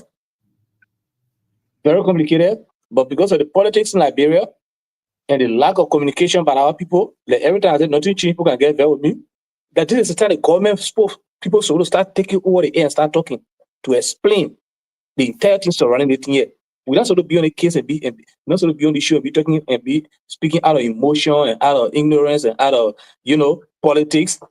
But because it's not clear, so if I'm not going to read about it, I'm going to kind of jump up and start talking about calling me sedition because you people are so used to against the sedition, But the man is not a criminal. The only thing they just want somebody to host him until the case is adjudicated. That's what's going on. So I want to understand that. Let me provide clarity because I heard Brother Emmanuel saying something which is not true. He was deported in March. The Supreme Court said his deportation did not meet the legal standing, so they instructed the Trump government to bring him back. As we speak, he's currently in the U.S. He came here. He was brought back in June, so he's not in his country in jail. He's in America. So I just thought for us to get that fact. In June, he returned to the U.S. You're trying to say he's in prison in the U.S.? Yes, he's in prison. Well, he's on a certain confinement. He's on a confinement in the U.S. Yeah. He was brought back to the U.S. in June of this year. He was deported in March, so he's not in El Salvador anymore. Okay, so okay, then I missed that part. Okay, and like I said, I checked it up part of it, so I don't know much about the story. In fact, new times I got to know about it, man. After I saw it near the newspaper, like yesterday or today, whatever the case. So I did not do it extensive. So that one is that's an error. I'm sorry, but the point is, he's not a criminal. They just want somebody to host him until the case is adjudicated. That's the only thing that's going on. So I just want us to understand about. Okay, so can I come in for a second, please? Sure. So basically, I totally agree with what you said, Emmanuel. Look, at the end of the day, this guy's not criminal. They have checked his record. There's absolutely nothing, according to Maryland State Senator, a senator that visited him at that notorious prison in El Salvador. The whole thing is politics. It's politics. This guy being in the country, he entered the country illegally though, back in 2011.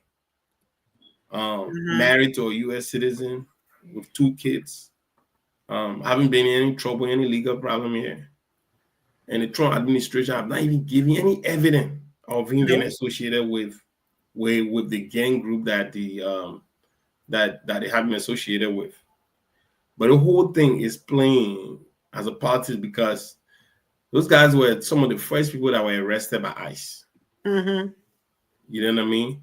And he was deported immediately to a notorious prison that part of El Salvador. Matter of fact, Trump gave that guy billions of dollars to host the people in. No country, the only reason why Ghana and or countries refuse, it's not like they don't want to set a precedent where the US would just apprehend anybody in that country and send them there without due process. Right? And even a member of the Trump administration admitted that deporting that guy to El Salvador was an administrative error.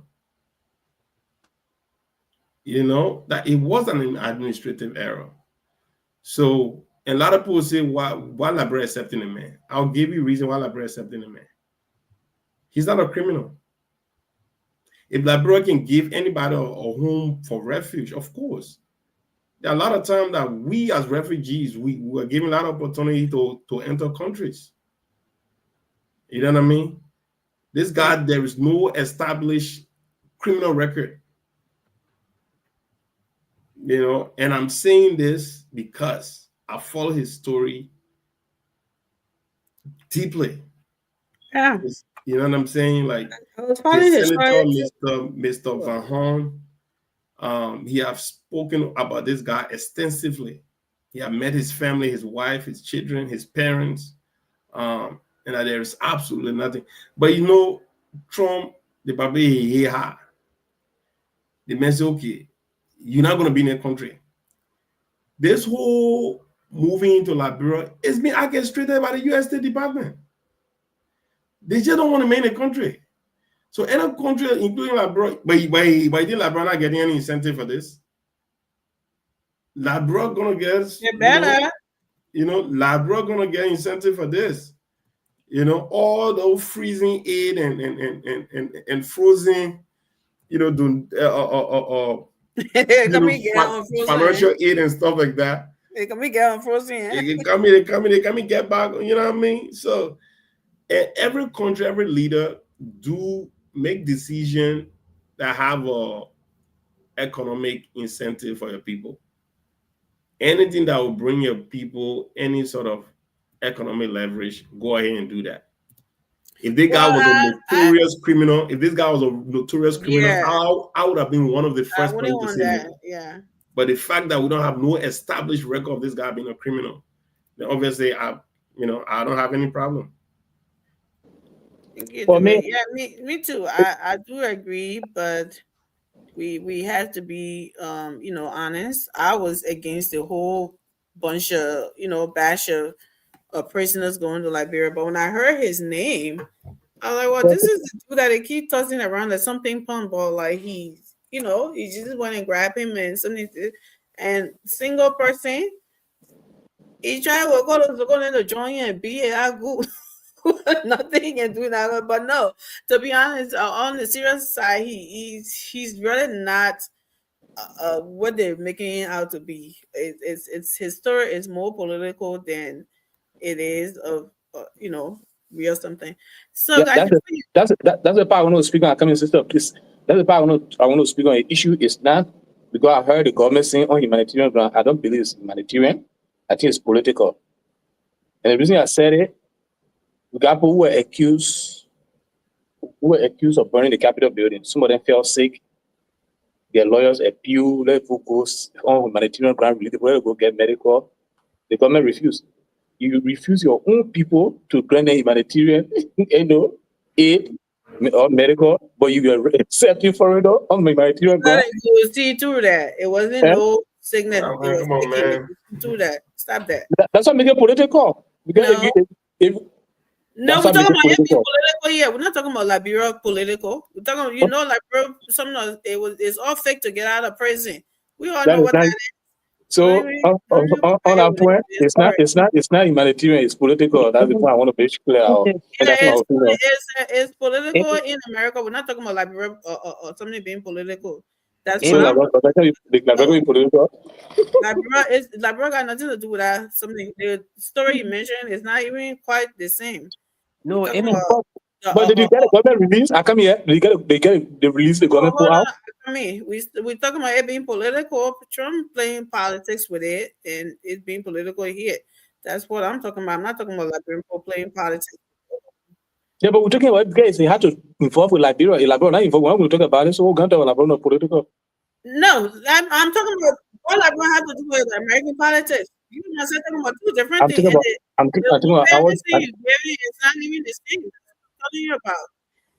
Somebody faking and somebody being real something, and we're talking about somebody trying to get somebody out of here because they want to show strong arm muscle and stuff.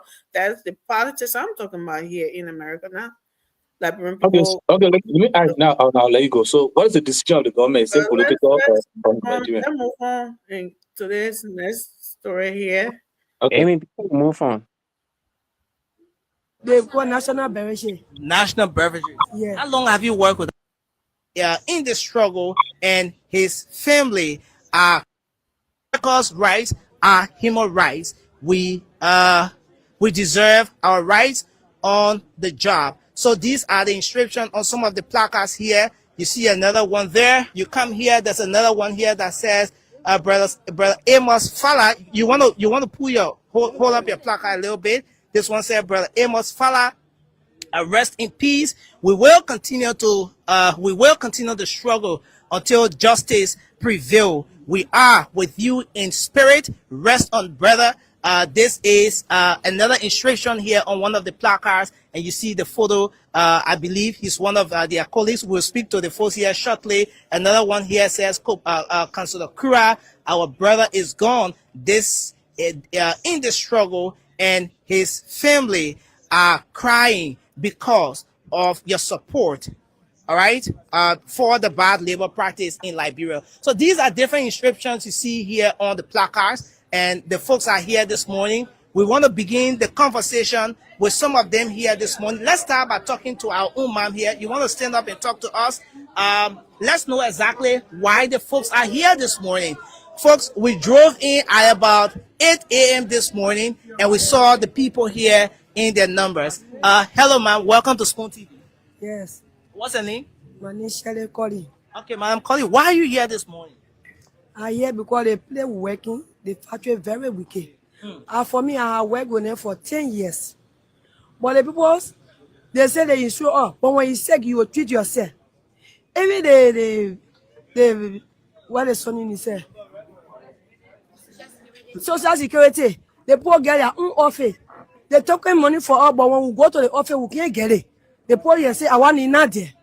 The people wicked to the extent that other people get say they now want to.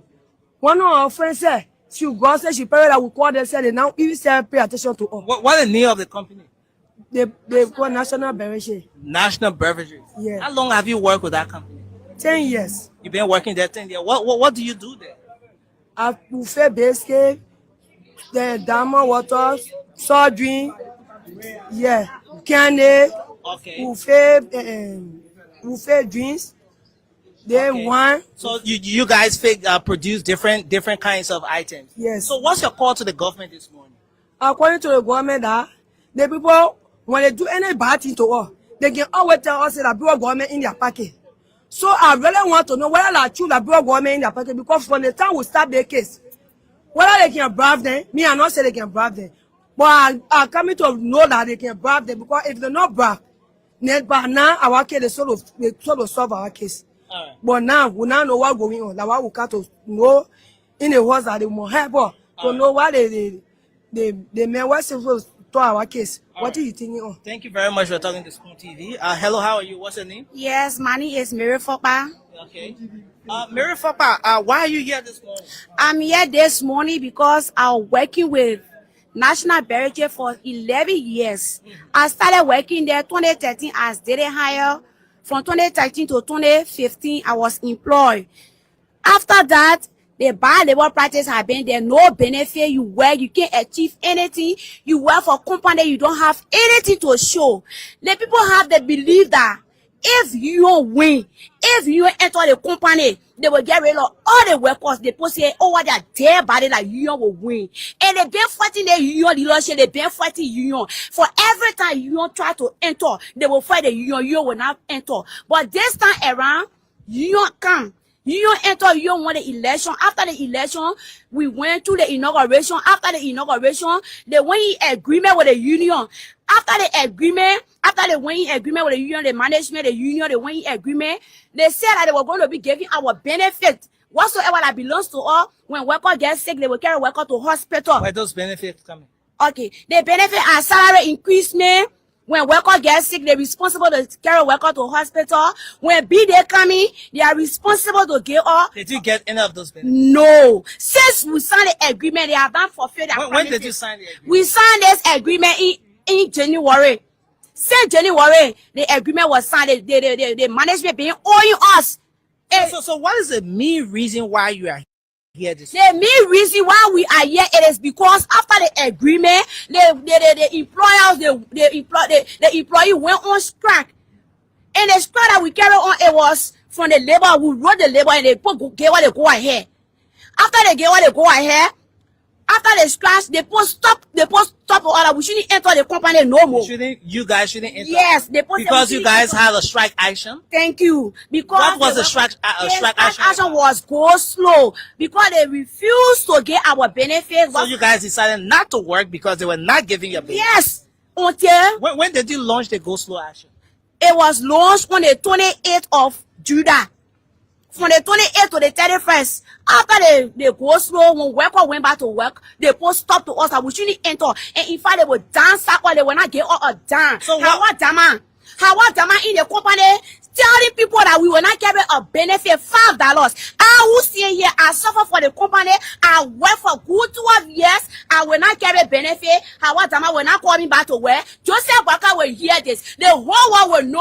What do you want to say? Yes, what I want to say is that I want for the government to work up because like what they say, the government is in our pocket and they can say we'll go from place to place. Nothing will not come from inside, we will not get benefit. Says worker will go with their empty hand. They will not get anything. So we are here today in the ministry for the ministry to help us. Let the government help us that our labor will not go in vain. Thank you for talking to Spoon TV. So folks, we stay here, Spoon TV. We are coming to you live from the grounds of the legislature. But I see the folks are talking about their benefits and all of that. But I see Councillor Cooper Crass name on the placard here. Hello, how are you? Yeah, I'm fine. Who is this person's photo we have here? Amos Fala. He's one of our colleagues. Okay. Yeah, we all that were putting us up by the company. First of all, Miona Miller Davis. Okay. What sort of job do you do at the company? What do you do? I work in the production room, called the sewer room. We the one do the chemist work. Okay. So you're a chemist, or you just got the training and then you? Yes. Okay. Yes. So I mean, why are you here? I'm here that the government we came to the house that they should really look into our case because the case been from since the 28th of July up to now we're not getting no good understanding. So the Ministry of Labor said that they put all the ruling, but since then we can't hear anything.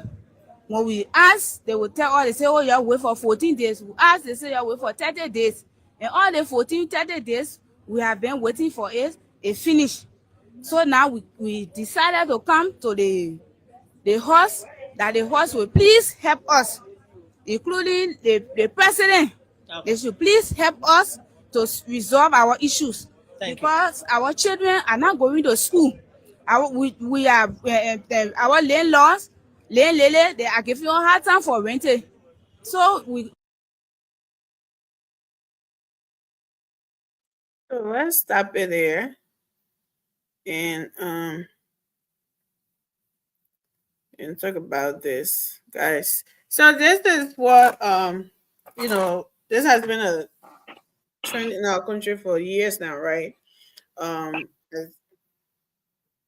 People working in no insurance, even though they're paying into it, Social Security and all of that, and they're just being, they are just paying into these things. But when it's time for it to pay back to something on ends of the bargain, is always the opposite. So these people are protesting, so to speak, right? And when they did it, they got fired for protesting, for standing up for their rights and stuff like that. So now the all of this concern with the labor ministry, what's it doing, work permit sales, and now this. Do we still, because I know some people, when we talk about the labor, we talk about work permit, something, some people say, oh, Senator Dillon was trying to do this, he was doing it for show, he was doing it for that. We're hearing something else now about this labor ministry not standing up for the people or whatever, or they're doing their job, or they're doing it, but they're not doing it to the extent that they should go to really, because if you're a labor, you making all of these laws, you the ministry, you have the power to put these people in check. So this is happening now. The same labor ministry again, with these people, we're back at it again. Eric, let's hear Uh, you. before Eric go, Amy, I gotta run out, man. I got some program tomorrow, and my guys need me, so I beg to leave. I just wanted for the video to finish before. So Okay, yeah. then come in real quick. Why you do that? I mean, no. Let me just leave. I'm Oh, out of okay. time. Yeah, yeah. I mean, yeah. Thank you, man. Yeah, thank you. No problem. Okay. Yeah. So go ahead, Eric. Let's hear you. I mean, Liberia is a sad story for us. If you look at the Ministry of Labor, that ministry has the mandate to Mhm. ensure worker safety, to ensure that uh, employment of Liberians, are done in accordance with the labor law. Mhm.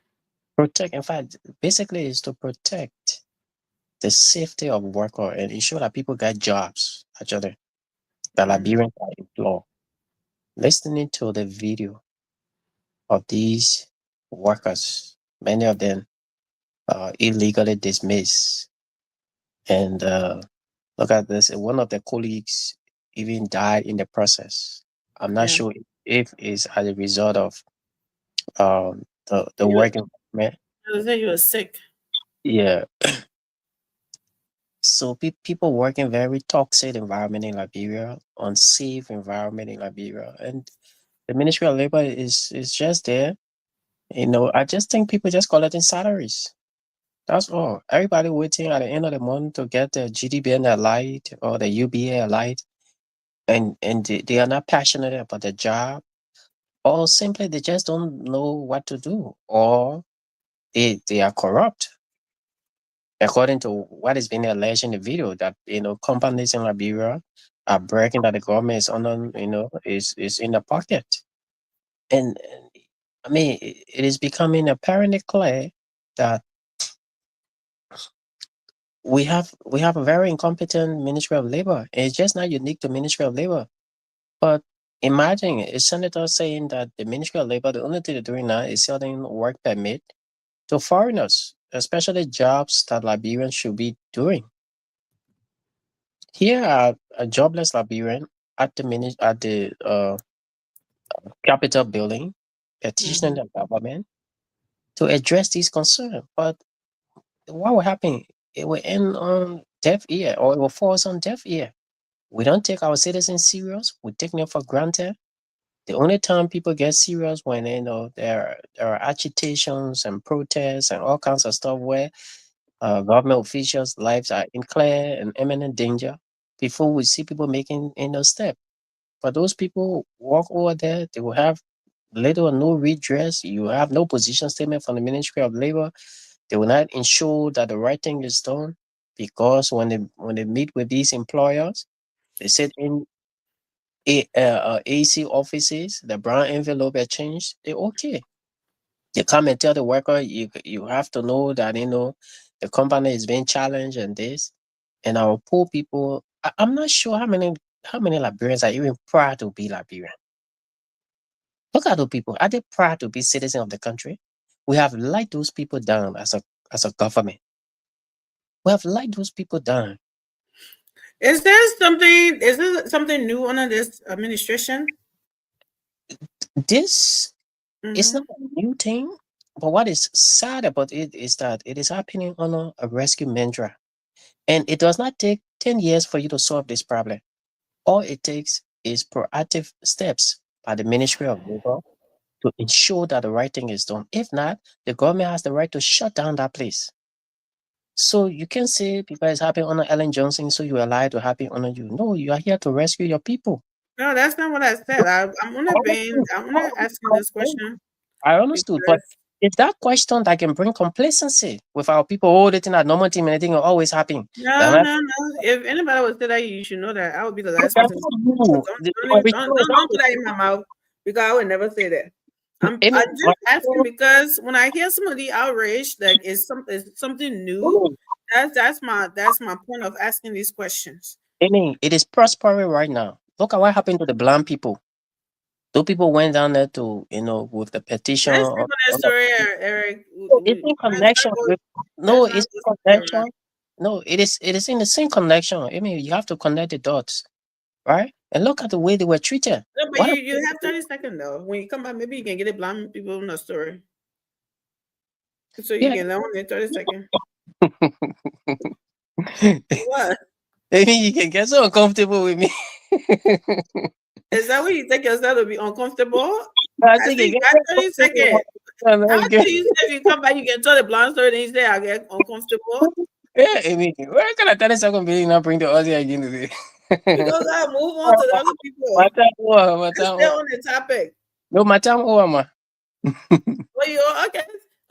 Emmanuel, come in here. You want to be around the bush? Thank you, Amy. No problem. Every day our statement will be validated that nothing has changed. It's not new. It's not the first time it's happening. It's not Joseph Boakai. I don't blame Joseph Boakai. Everything that happening under President Boakai, on a serious note, I don't blame him. I'm not putting it on him. But the only thing I can say is that it hasn't changed. We want it to change. Why don't you blame President Boakai? He's the president now. No, if I say I don't blame him, it means it's not the one who actually brought about it. So when I say there's no change, the point I'm trying to say is that when I say no change, the no change is not a blame on President Boakai. Until it is changed, then I can now say yes. So I'm not going to praise him. Neither am I going to curse him or like blame him, like I always say. And the reason I'm saying it is there's a system that we've been faced with. Maybe to me, in my opinion, the way I think if Amy leaves from here and go to Liberia, and she is heading a ministry or organization, it will be a little bit different. The reason is that the system she grew up in. Let me tell you, Amy, you were born in Liberia. The people when you came up to the same place, they may be more educated than you. Let me say educated credential. They may have more academic credential than you. Oh, a lot of people got a lot of credentials than me. Right. But when it comes to performing, you will perform better than them because of the system you grew up in. Because of the society you find yourself in. So when we always elect politicians from Liberia and we think the system will change like that, it will take time. So every time I say there's no change, it's not indicting the administration, it's indicting the system that we keep to elect every time. We are the employers. You can't say you want a different Liberia, but you go elect the very people who have been in our system for all this while. What is happening in Liberia, my sister? Professor Kura is one of the best lawyers we have in Liberia. As we know about the lawyers in Liberia. But why is it these things are still happening under the watch? Let's take it from Joseph Boakai. We on the show. You are the moderator. You call me up to talk. And I start to say things. Should they hold you responsible for what I say? Because you give me the chance to speak? They will hold you responsible. So for me, I got a different way to approach the only thing I blame it on the entire system. The system has not changed. Until the system change, we'll continue to see this. Let me tell you, you take President Boakai from there today and say, okay, send Kumi working in a corporate like America, let's bring him back. And Kumi does not institute different system. You want to work with the system you get in like, bro, we still see the same things. You take Kumi from there, say, go bring Obama, who was president of America, the first black president of America. The two make people to take him to be back, first black president of America and bring him to like, bro. And he doesn't institute different system. And you want to go by the system in like, bro, you still see the same things. What we mean like, bro, is holistic change. It's not just facing the role, putting light boy here. Everything should be done because that's why you got different ministries. You got 19 ministries. If one ministry is not working, the system has not changed. It's so sad that in Liberia today, 2005, 2025, we still be experiencing what happened in 2005. We are not evolving. We are not changing. It's sad. Very, very sad. Should we say because of rescue government? Or because it was purple, or because it was how do you call thing? How do you call that thing? I don't know. Well, matter. I'll get it. I'll bring it back. The point I'm saying, until the executive mansion changes these things, they will not change. How can it be? Let President Boakai will go tomorrow morning and call Kura and say, please give me a vision. I want to see that from now to the end of October or from now to the end of November, I want it to be resolved. If it can be resolved, I will change you and see whether things will not change. You have a cabinet meeting every time. President Walker is one of the effective presidents when it comes to cabinet meetings. When it comes to cabinet meeting, there's no president that I have known that has so many cabinet meetings than President Walker. But why we're still experiencing these things? Is it a change? Is it because you have cabinet meeting every day? Is it a change? If it's a change, black folks should stop protesting. If it's a change, workers should stop protesting. If it's a change, people should stop blaming judges for wrong judgment. If it's a change, people should stop fighting drivers in the street. If it's a change, we shouldn't see the same things. But as long as we continue to see them, in my opinion, things have not changed. Yes. Thank you. Ture, come in. She doesn't like to hear that one. Come in, Ture.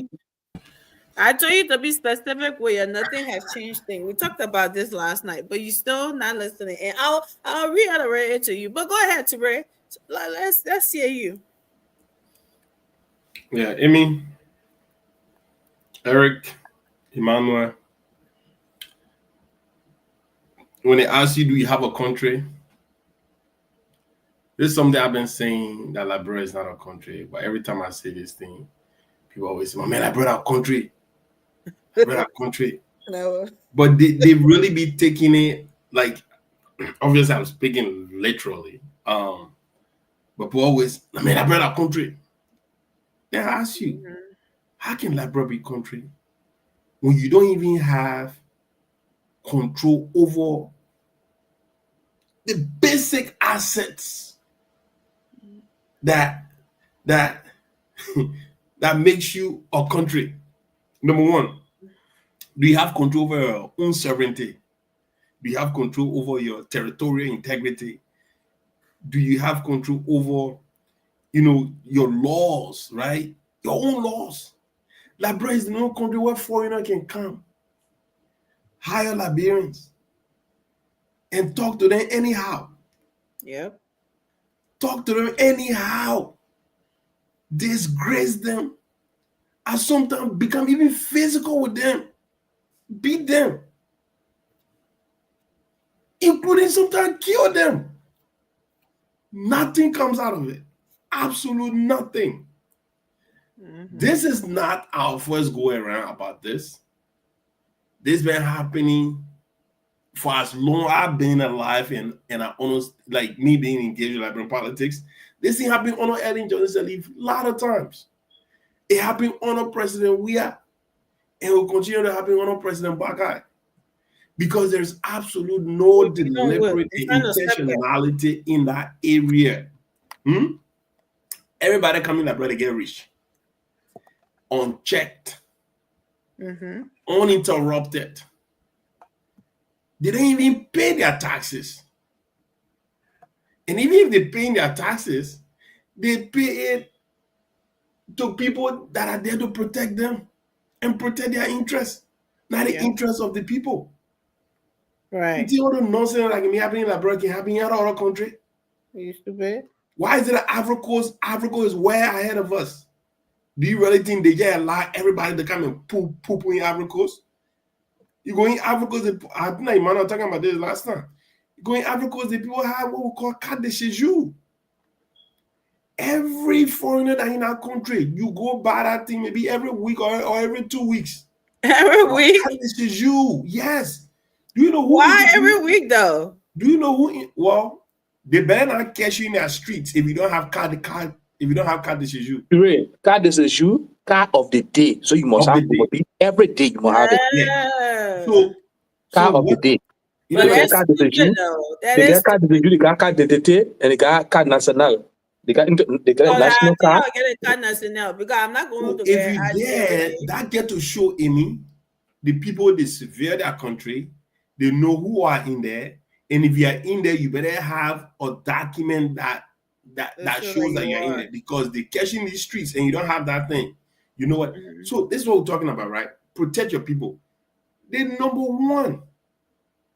When they're showing any president, I'll protect and defend the Constitution of the Republic of Liberia, right?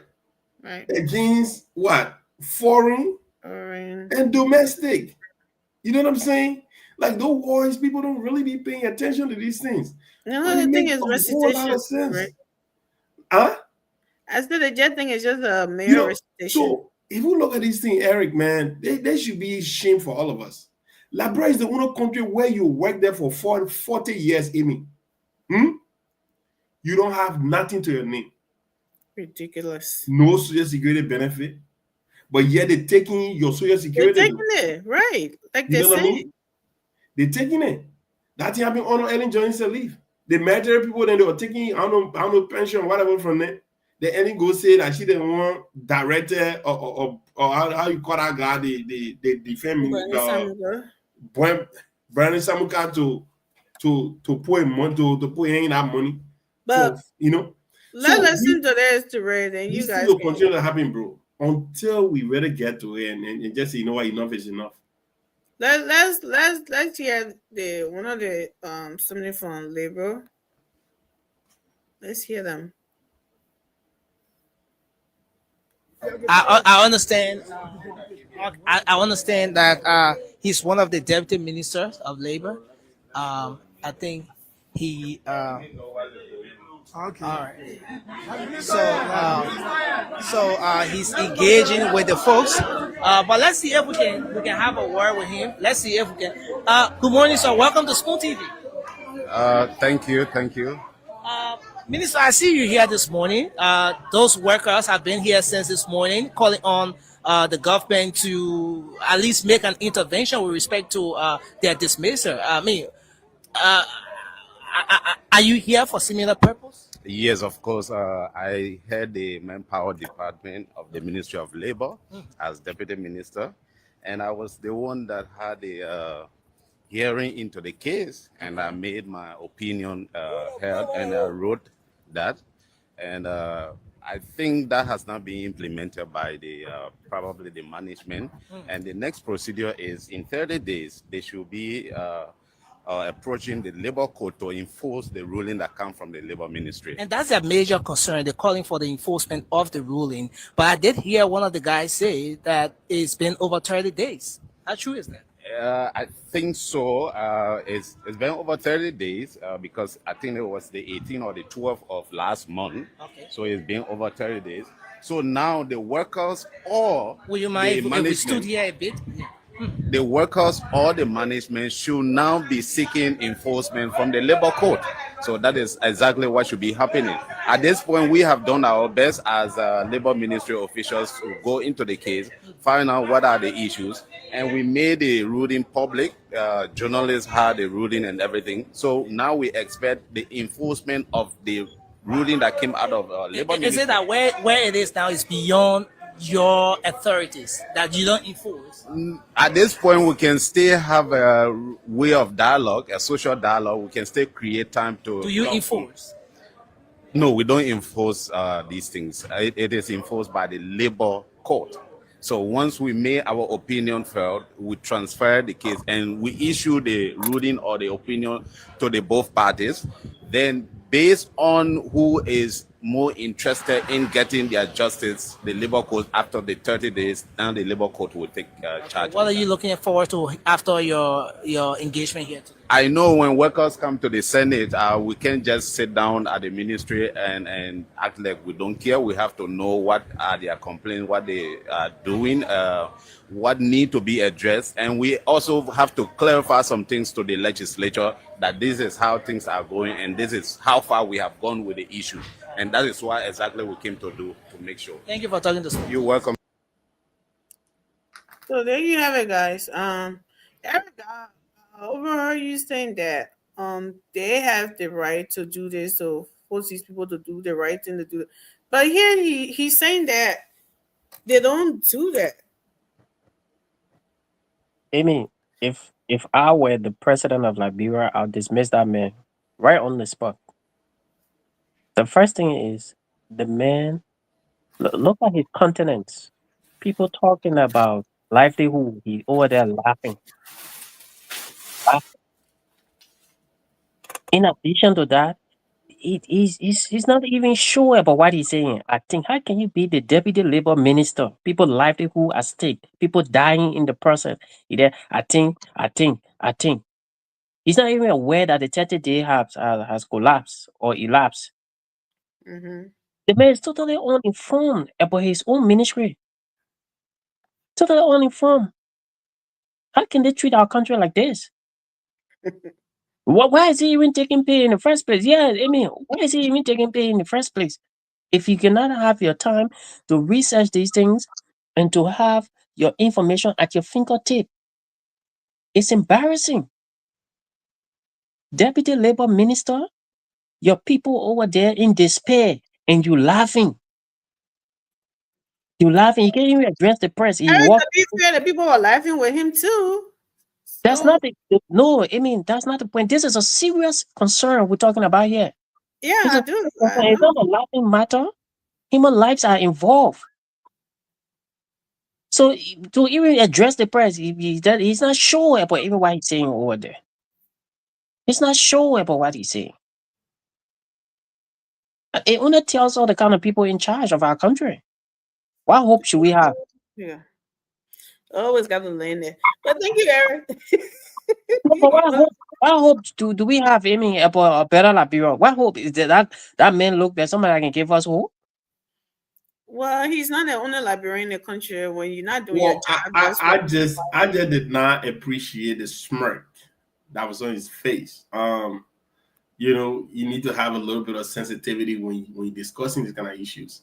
I think his public relation office need to call him in and tell him how you need to fix some of these things sometimes.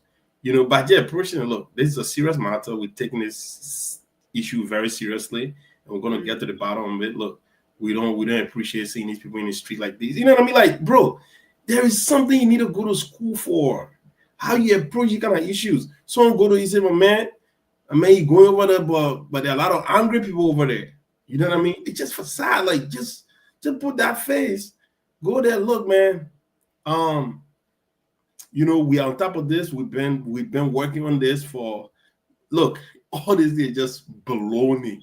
All right, all the thing you any senator and any representative and everybody, bro, just ride on the people by just showing a little bit of empathy, you know. But you there, you smiling, you doing all these things. Then someone said under the comment section that so BP degree holder there. They wouldn't care about degree. They don't care about really, you know, getting to the crops of what the people really need. And like, bro, it's all about that. That's the area we miss the mark. It's not about we lack educated people. There are a lot of educated people in our country. Liberian people love book. They love degree. my God. But when it comes to implementation, any librarian you see in America, degree beneath. Any librarian you see in America, they probably get 2 or 3 master's degree. You know what I mean? But when it comes to implementation, doing what they actually want the school to do, What have you that done? is to implement. Everywhere we get trouble. Everybody just want to be floating around. Yeah, that man graduated from MIT School of Economics. You know what I mean? They love that thing. But then to really make sure that their education commensurate with getting the people out of poverty. That the problem we got in the country. Chinese people don't be boosting around with degree yet.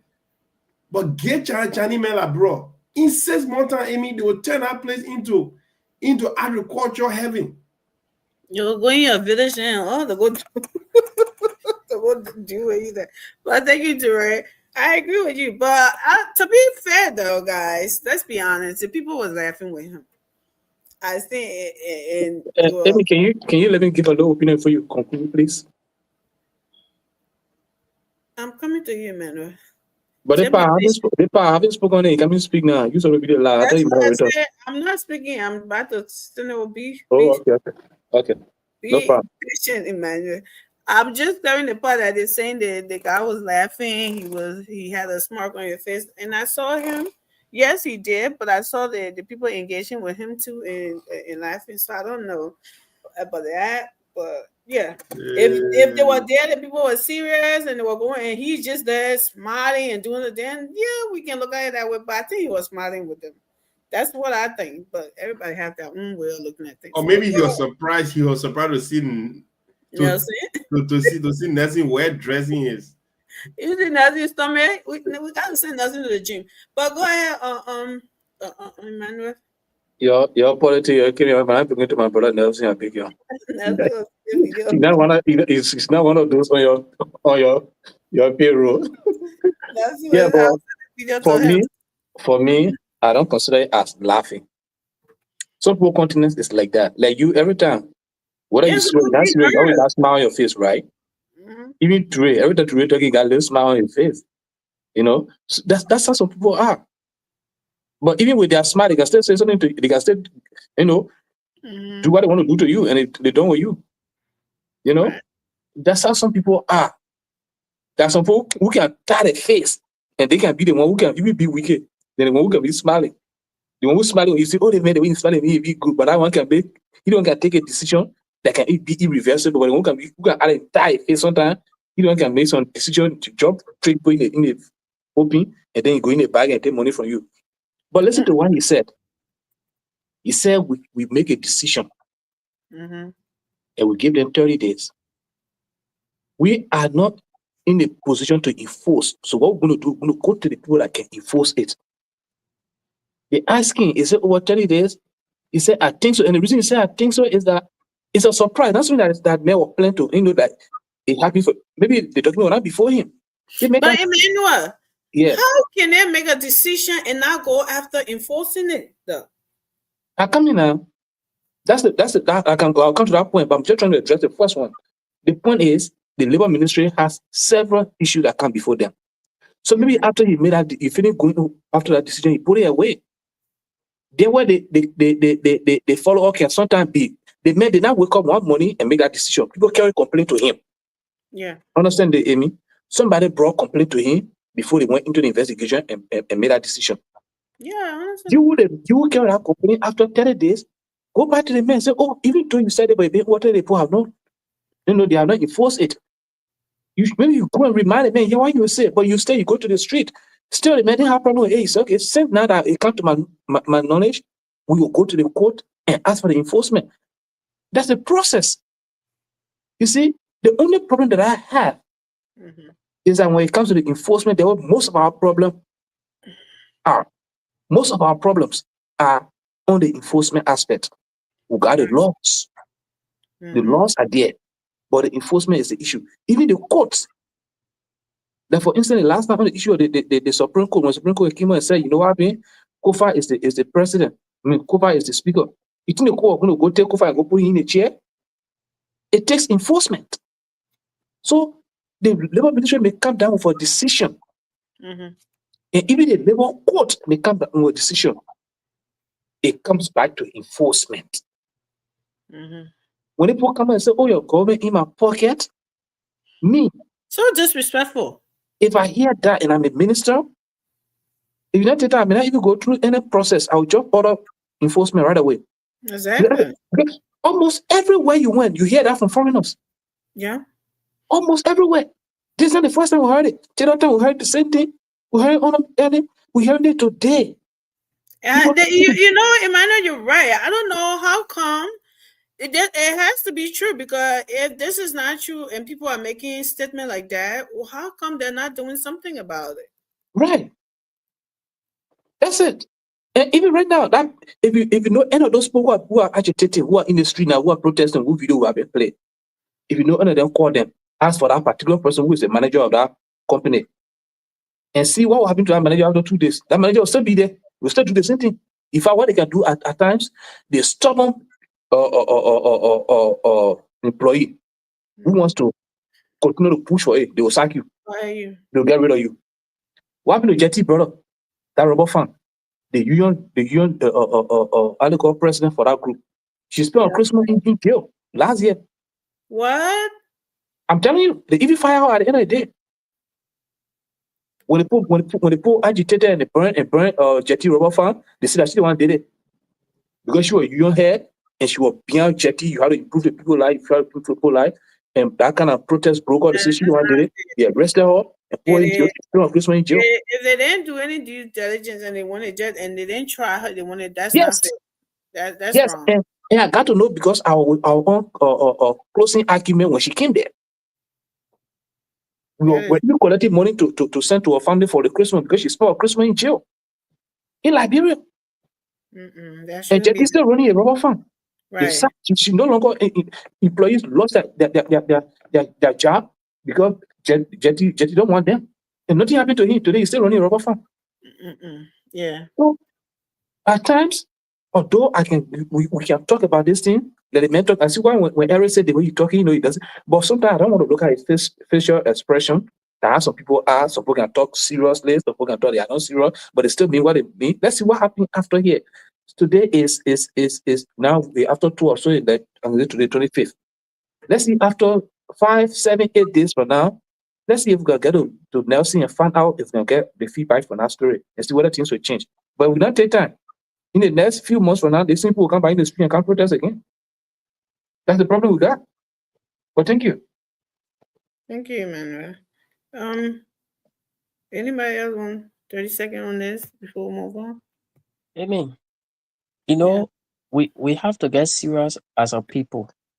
The essence of the Ministry of Labor is for the protection of these very people. The people brought a complaint to you.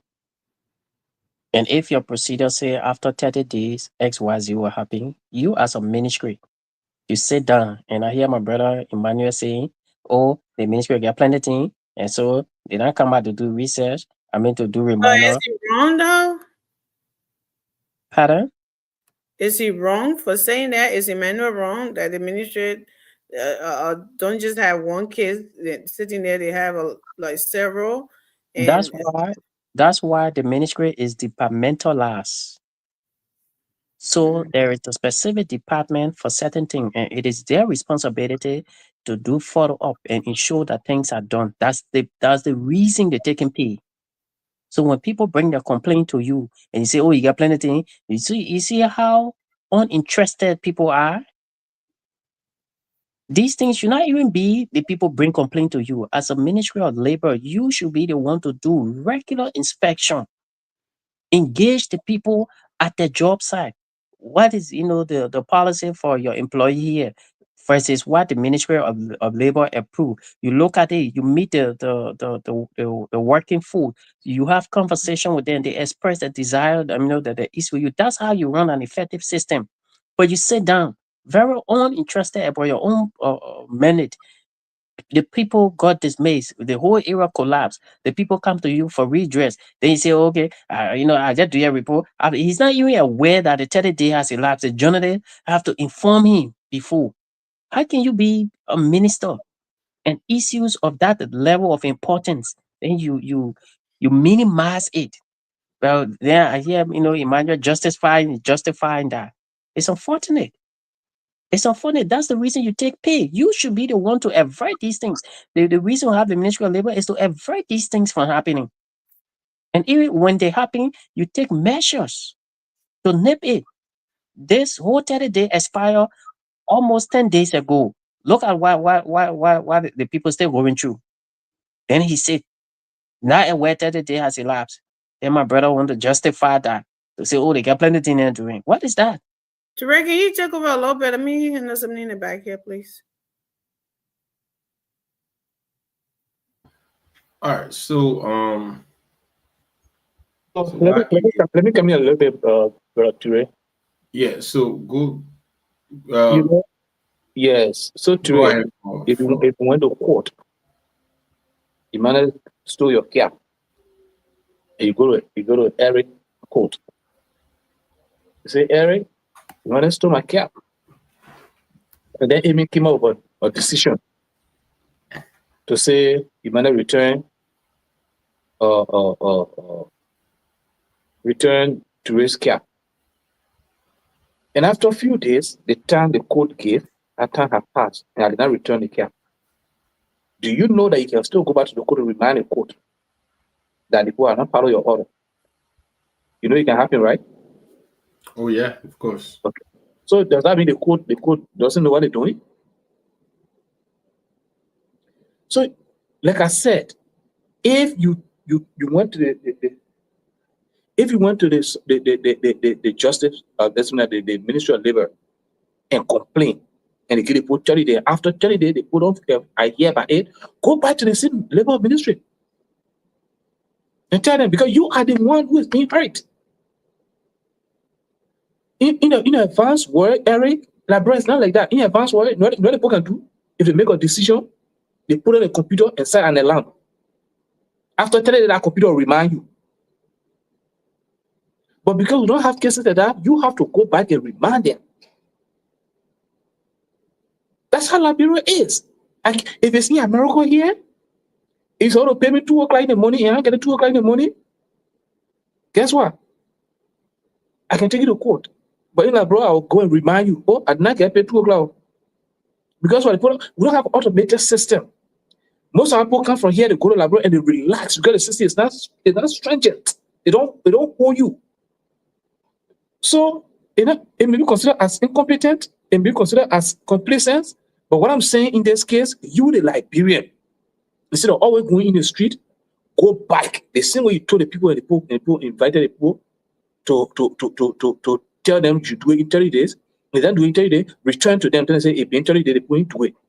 And hear what they will say. If you don't listen, then you can go to the street. The street should be the last place.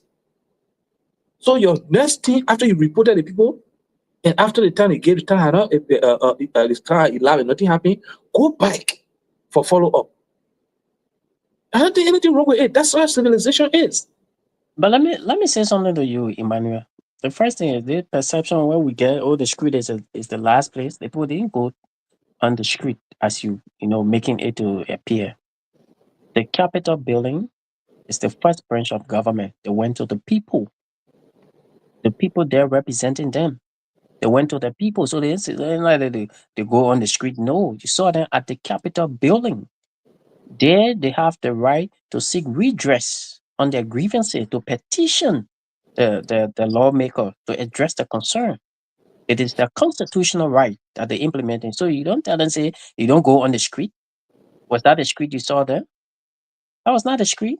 So if the Ministry of Labor is dropping the ball on her own mandate, then you blame the victim. You blame the victim.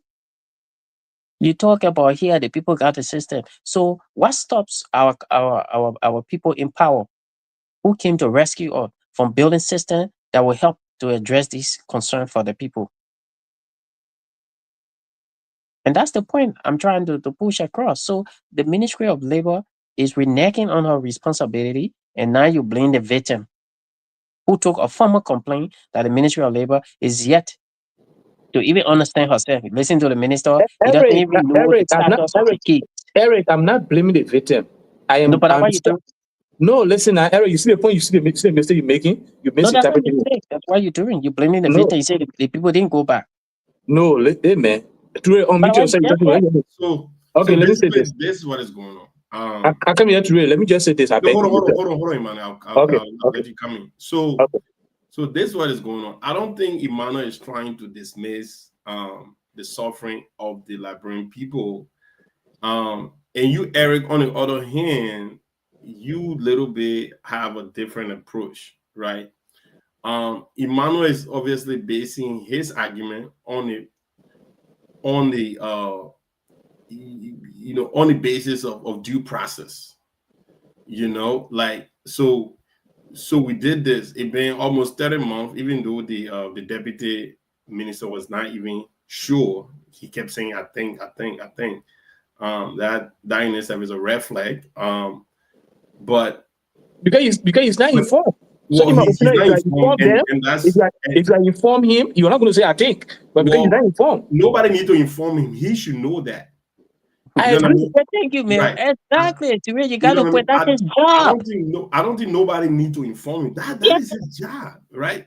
That's your job. He's deputy. Or deputy should be on top of these things, So I get where you're coming from, Eric. I mean, yeah, the book can call you for your appointment, your medical appointment. They can call you to remind you it is time, and you coming. That's how the system should be. But go ahead, Imam. Yeah, man. Eric, what I'm saying, I'm not saying you are wrong, but what No, I'm saying, I understand you, brother. what I am saying, sometimes things that are supposed to be done professionally or legally, sometimes we politicize it, then it lost the relevance. So I have complained to you that Ray is not paying me. You tell Ray, okay, please pay him in 2 days. After 2 days, I didn't get my pay. You don't think it's right for me to say, oh, Eric, you told Ray to pay me, but Ray hasn't paid me. You think I'll be wrong for saying that? That's just what I'm saying. You understand what I'm saying? That is just what I'm saying. Now, why? Do you know what's going to happen in that Liberia? The people for them getting in the street, that very people will go and like it, look at the video, look at that camera, look at their faces, and side them, and nothing going to come out of it. That's what's been happening in Liberia. I just give you an example about a woman. Well, people already dismissed. You listen to the people they put they are dismissed. for going go slow, right? They put the what they put protesting for? They put already dismissed. So the people say they were dismissed with without any, any benefit, any but that's the same. And then when I said nothing changed, then people won't call my neck. No, but brother, you and I know Emmanuel. Emmanuel, my man. Like, bro, let me tell you, it would take gall to help that country. You know what I'm saying? And like I said, you and I, we are here today. We're saying all of these things, brother. We're saying all of these things. Eric, I see you are frustrated. Emmanuel, you are frustrated. But bro, I kid you not. Even if grab any one of us here today, say, my man, go out and go help your people. This is what's gonna happen. And I see people doing it. And I see Liberian leave from here. People that are new, professional, left from here, went to Liberia on government appointment, right? 2-3 months. Rendering their resignation right back to the United States. They say, man, I can do it. He said the system is not conducive for me to really, really implement what is it I'm trying to do. You know what I'm saying? A lot of people resign under Madame Salif. Some of them turned in their resignation and came back to the United States because the system does not allow them to do that. So those that are there, bro, you either make up your mind, either you're going to allow the system to absorb you, or you absorb the system. You know what I'm saying? And look, and that's why some of us, when we come on this platform, we have a talking point that is absolutely not in any way trying to sugarcoat things or trying to gain any kind of favor from any politician or any political party. Because I don't want your job, because I know if you give it to me, I'm not even going to last on it anyway. Because nobody's going to tell me what is morally and ethically right for me to do within my jurisdiction, to not do it because somebody want X, Y, and Z. Nah, it's not gonna fly like that. So until we can have people like that, and that start with the person on top, right? The person on top have to make that decision. Are you willing to accept Eric for what Eric have learned ethically and morally to serve in our role? Teray, I'm not trying to cut you off, right? But I heard you guys arguing about what should be done. But Amy, we're not seeing you on camera. Come video now. I just wanted to play the video for you a little bit. What the lady said, how the steps they have taken. So I just wanted to play that so you can hear it. Because the labor minister is in error. He should know better. Let me just play what the lady said. Yeah, he's not gonna fly with that lazy argument. Say,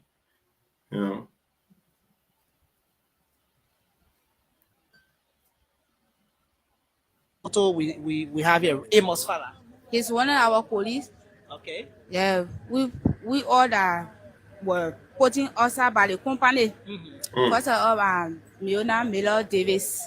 Okay. What sort of job do you do at the company? What do you do? I work in the production room. Call it serial room. We the one do the chemist work. Okay. So you're a chemist, or you just got the training and then you? Yes. Okay. Yes. So why are you here? I'm here that the government we came to the horse that they should really look into our case, because the case been from since the 28th of July up to now, we're not getting no good understanding.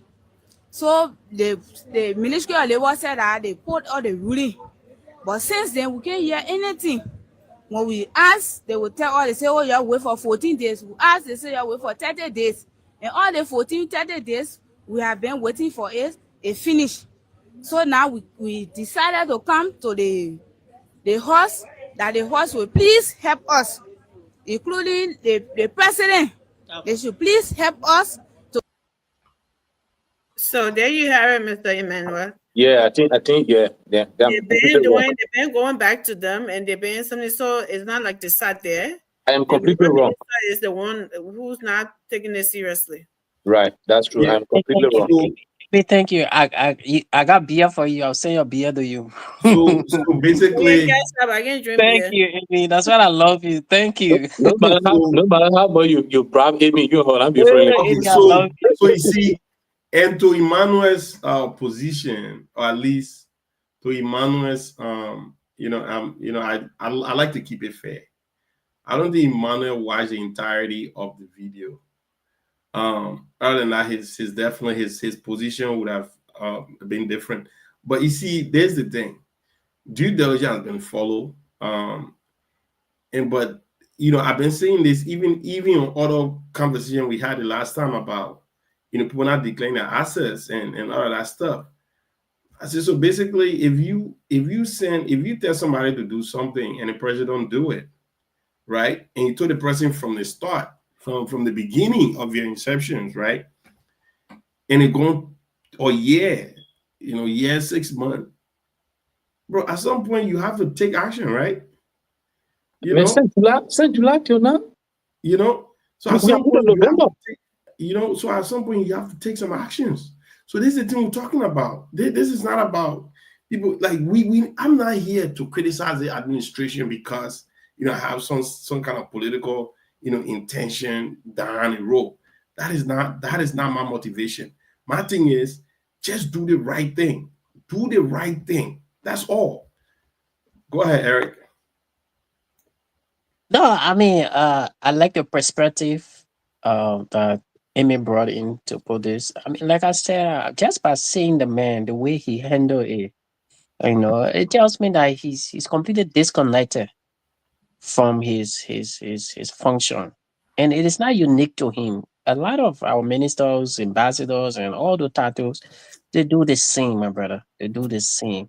They're just interested in the honorable minister, honorable, Your Excellency, representative, senator. That's it. But again, if we had an effective House of Representative, these things will not escalate like this.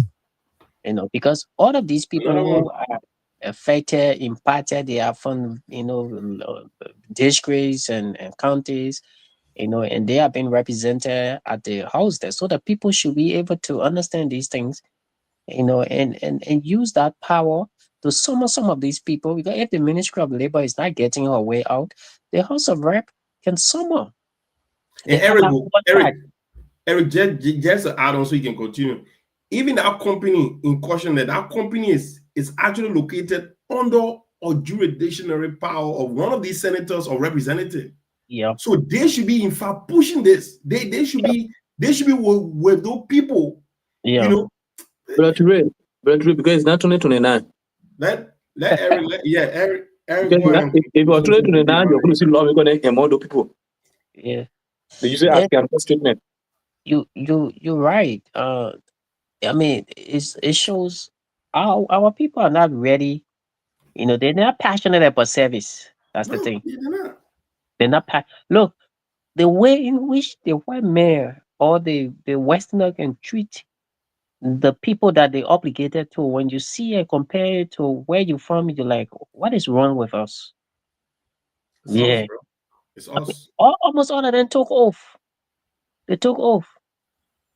When you go for confirmation, you take an oath. When they want to go to get commission at the president level, they take an oath. And why then did you take the oath if you're not waiting to serve your people? Yeah. You're not standing up for your people. Or you put your hand on the Bible or the Quran. For what? Yeah. You know what I'm saying? Like what? And that's some of the curse behind our country, because people put their hand on the Bible and the Quran, take this oath and go do absolutely things that they have sworn on. Like that in itself is not good for any country. You put a hand on the holy book, they absolutely doing different things. Things that don't have any correlation, bro. How can a country that prosper? I'm sorry, bro. We you know, Liberia is the only country I see where we so afraid to make our people prosper. All of those people that you see right now on a job, it is not helpful for the economy. Number one, the children will not be in school. Number two, they won't be able to do anything productive in society, like even building homes. And some of them coming turn to beggars. Some of them, will turn to all kinds of things in our country. Yeah. How do the country prosper when the citizen poor? Never. We have no middle class. We have the super rich and the destitute. That's right. why, that's why you see life is so miserable over there, bro. And all the small children attend to, sex workers. We are not building our people in human, capacity to do anything meaningful. We keep them at the bare minimum just to survive. Yeah. Just to survive. Absolutely. That's why you see when there is protest in the country, the first thing people do is start burning government institutions, burning places, because the people feel that these institutions not representing them. Look at Jetty, they put a rubber fan on fire. What did the rubber fan do? But they saw it as a symbol of their suppression. Well, yeah. Now Indian man can come from India and become and become a millionaire overnight. But anyway, let get Emmanuel on. Emmanuel, my man, that the thing that now that Amy have clarified your. No, like I said, as soon as I watched the video, I said I was wrong. Yeah. Especially when you say from July, then I want to agree that the ministry is complacent. This is not August. This is not September. At least if that's August, you can say, let's just say if that's September, you can say, I don't know, over 30 days. But from August, my man, almost four months, and you don't know over 30 days. So I think that complete complacency. Yeah, I think it's wrong. Yeah, it's wrong. You can't treat people like that. But you see, the thing about it, the reason these things happen, if the system don't hold you accountable, Mr. Dre and Pettis, if the system don't hold you accountable, you're not going to hold yourself accountable. Absolutely. Great point, Emmanuel. But when the system is holding you accountable, let me tell you, in the country where you work, let's just forget about every month, bro. Let's just take the independent contractor job. The 5th of the month, bro. My report has to be ready. Every month, the 5th. Let's just look at the independent contractor thing, like the Uber, the Lyft, those things we have to do your own thing with nobody monitoring you. Guess what? If you make a mistake and that app report you or somebody report you, you're in trouble. You don't just put somebody in your car and start playing any kind of music and start dancing some kind of way. That person paying you. Even though they pay $10 or $2, but that thing, it can go on your record. The system hold you accountable. So guess what? When you in the president, don't kind of hold you hold yourself accountable. But because the system don't hold you accountable, see the man walking by it. And I think you'll be thinking America yet on that kind of thing. Guess what? You think? Matter of fact, I was in a professional seminar 2 weeks ago, and there are certain words that you need to stay away from as a professional. Like the word I think. Nah. As may be aware. Yeah. You know what I mean? These are phrases, these are words that, it shows your lack of preparedness, and it also show your lack of oversight. You can't go around and say you think. No, like, bro, you the deputy, bro. You should know these things. Or maybe it's not something of a concern. That's why you are not on top of it, right? But Emmanuel, to just piggyback off of what you were saying, bro, my man, as a supervisor, to tell you how, and on a job that I've been on for 5 years. Like every day I wake up, I'm almost thinking, when is the 5th? Because I know my report has to be with my director the 5th of every month, bro. You know what I mean? Like, so if you have that kind of oversight hanging over you, there's absolutely no time for you for foolishness. But like, bro, I can almost guarantee you there are a lot of these places, they don't even know what a report is, bro. They don't, because there's no oversight. And the lawmakers, they'll be the first to tell you, right? When you tell them what is the cardinal responsibility of a lawmaker, they are very fast to tell you representation, lawmaking, oversight. And oversight. You know what I'm saying? Bro, but Trey, let me say, what the heck is happening to other people? You talk. Let me just tell you, my lawmaker, the one who video they carrying around saying in prison, Joseph Boakai say things changing. They may have been in our house for 19 years. 19 years, there's no one legislative report to the constituent. But this is the man they pressing around now because he say Joseph Boakai changing things. Because he spoke one political point that is in the favor of the government, they pressing the man, they carrying a video all around. Every platform that government on now, they're showing a video. But the man is not performing. 19 years. 19 years. Damn. The man is not performing. I said there's no legislative report, like the way you can say go to constituent. There's no report. Now one day. For 19 years? 19 years. The only thing the man can boast of is he joined his friends, according to him, which I don't have record on. The issue with the first 3 community colleges that were created, like the county community colleges. There were 3 people, according to him.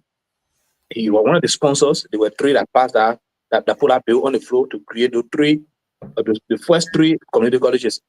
Since 19 cannot go. That the only thing they make a point to. When you co-sponsor that community college bill. Like I said, I don't even have fact today whether it's true or not, but that's the only thing every time he's speaking for 19 years that he can point to. So you co-sponsor a bill? Co-sponsor a bill to establish community college. I don't know. I like the guy. I don't know, but anyway, but now you can say, oh, we can go to Grand. I can go to Grand and work here. So you the parties love that man, but the man had nothing to show. Now the point I'm saying, the reason I'm calling his need is not to denigrate him, but the point I'm saying because he's not held responsible, so he relaxed for 19 years, bro. But this is the thing, how would that kind of person hold a government or a minister or deputy minister or maybe or manager accountable when he says he's not accountable? Of course not. I mean, of course. I mean, it start from the head. But Eric, come in, my man. I mean, we need to do better as a country, man. Yeah, it's a sad thing for our country, but they say the people get the leader they deserve, because these, like the man you're referencing, 2005 he got elected, 2006 he started work. I mean, in 2011 they had the option. In 2017 they had the option. In 2023 they had the option. So the options are, it has always been there to remove, replace, adjust. But when these people in power to collect money, return to their various constituency, buy cow, kill cow, attend somebody's funeral, somebody baby come up, something, they go there, sit down, backing you, and they get reelected. So at the end of the day, we have, like Emmanuel is saying, oversight. What has been his oversight role over the last 19 years? Where has he taken drastic decision aimed at improving the lives of his county? They get a Putu Iron Ore over there. They get other companies in our southeastern belt. What is his position on it? Of recent, I see representatives and Senator from Nimba having a firm decision on the ArcelorMittal. Has anything of said been done for him for the game? He's a smart guy politically. Any government that's in power, he praises that government to maintain his base, and and at the end of the day, yeah, any government in power, he's part of that government. All that thing he's doing, if there's a change of government in 2029, he will start praising the other government again. So it is what it is. And people like these that should not even be in the horse, they are the one getting promoted. He was representative, they made him senator. So I don't blame these people. I blame the constituents that continue to vote them. But Represented again, 3 times. yeah, Represented 3 times before becoming senator. yeah. So there's no excuse. But like the way Emmanuel always talk about the system is built to keep the people poor, to keep them always looking up to the representatives, the senators, and the ministers. So at the end of the day, if you keep looking up to people for everything, it impairs your integrity. It impairs your capability to even make informed decision. So that's what is happening. That's why you see election, you have to share t-shirt and rice, and they are elected because the people have need for food. They have need for this. They have need for that. And at the end of the day, whoever spend the most money is most likely to win, and the country remain stagnant. There we are, brother Toure. So there you have it. Yeah, Eric, you're absolutely right. Country remains stagnant. Because obviously we always go over this famous quote now by Albert Einstein that was made polarized in our labyrinth political dispensation by ANC political leader Mr. Zana Cummings, that says the definition of insanity is doing the same thing over and over and expecting different results. But apparently, we are yet to learn, Eric and Emmanuel. But at which point in time that Liberians will say, okay, you know what? Or at least people that have served this country since some of us were babies. At which point they will say, okay, we have been part of the failed system. Let's try to do things differently now. But what is that so hard to do in Liberia? Is it because we are so, how do you call this? Because I think as a society, we are close neck, if you will. Like we know everybody know everybody. It's not a big country. Everybody know everybody. That's why this thing is made famous in Liberia that if you haul rope, roll bush. Is that because we are so like intertwined and I know Evans probably went to my church. We here in our place Saturday basketball together. So is that level of cohesion that makes it hard for people to really go after people that they feel might have committed economic sabotage on the state, because we did not see it. Madam Salif King, the bigger move she made was to actually drag Mr. Judy Bryant, former President Judy Bryant, to his earlier grave, and she did what she did with all of her economic sabotage and embezzlement and all of that stuff. President Wiakim, he did not do anything to her. She didn't even flee the country. She was there the entire 6 years of President George Manuel Weah. Her children were arrested, obviously, and released.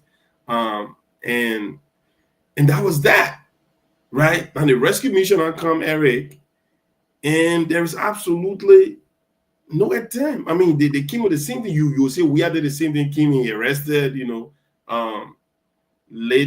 Late former president's son. How do you call the guy? He passed now.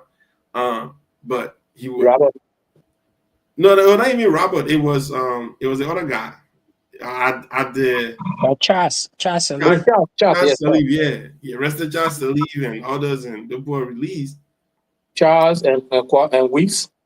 Yeah, and you would say the same thing about, rescue Pape. He came, he did a ja, even though he didn't rescue and put him behind bar, but like came out, it was almost like, yeah, we're working, but everything going, nothing now. So what's going on, my man? I mean, what is going on in the country, my man? It's a deep state. It's a deep state. I want to ask a question. You think? Eric, no, hold on. Let Eric finish. Eric, my man, I know deep state in America, but deep state in abroad too.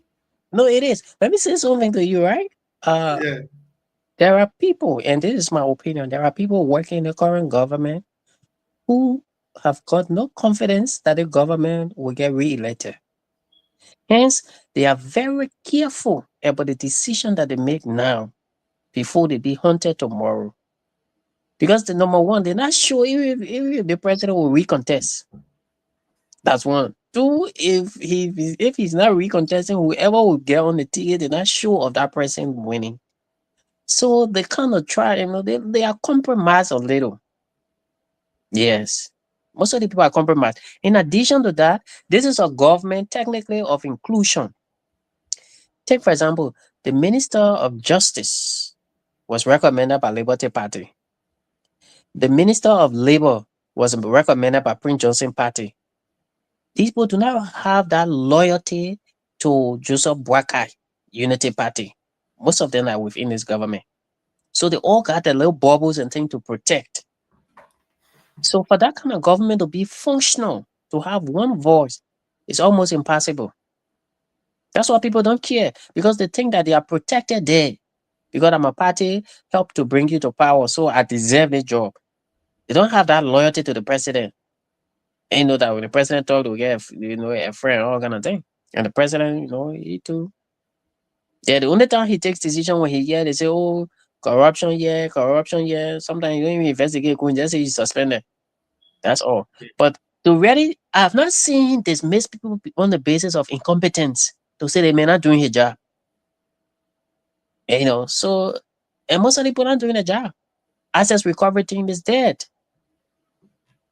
Dead upon arrival. Yeah. Dead upon arrival, my man. Because if you tell me, Eric, the enthusiasm those guys came up with, you would have thought by now everybody have been apprehended beyond bar. Right? But hey, look at where we're at. We're not even hearing about access recovery no more. Nothing. I think it's underfunded too. That's one. Two, the way the judiciary working abroad can frustrate you. When you come with that exuberance and people take you to court, most time the court can say, we'll place stay order on you. Sometimes the stay order lasts for 9 months. So yeah, you got that. Why I say, don't waste the time with access recovery thing, because it does not have that judiciary power. Well, you're right. Strengthening the LACC, strengthening the GAC, and strengthening your judiciary or your courts or your prosecutory arm, your lawyers that you have to present, just strengthen them.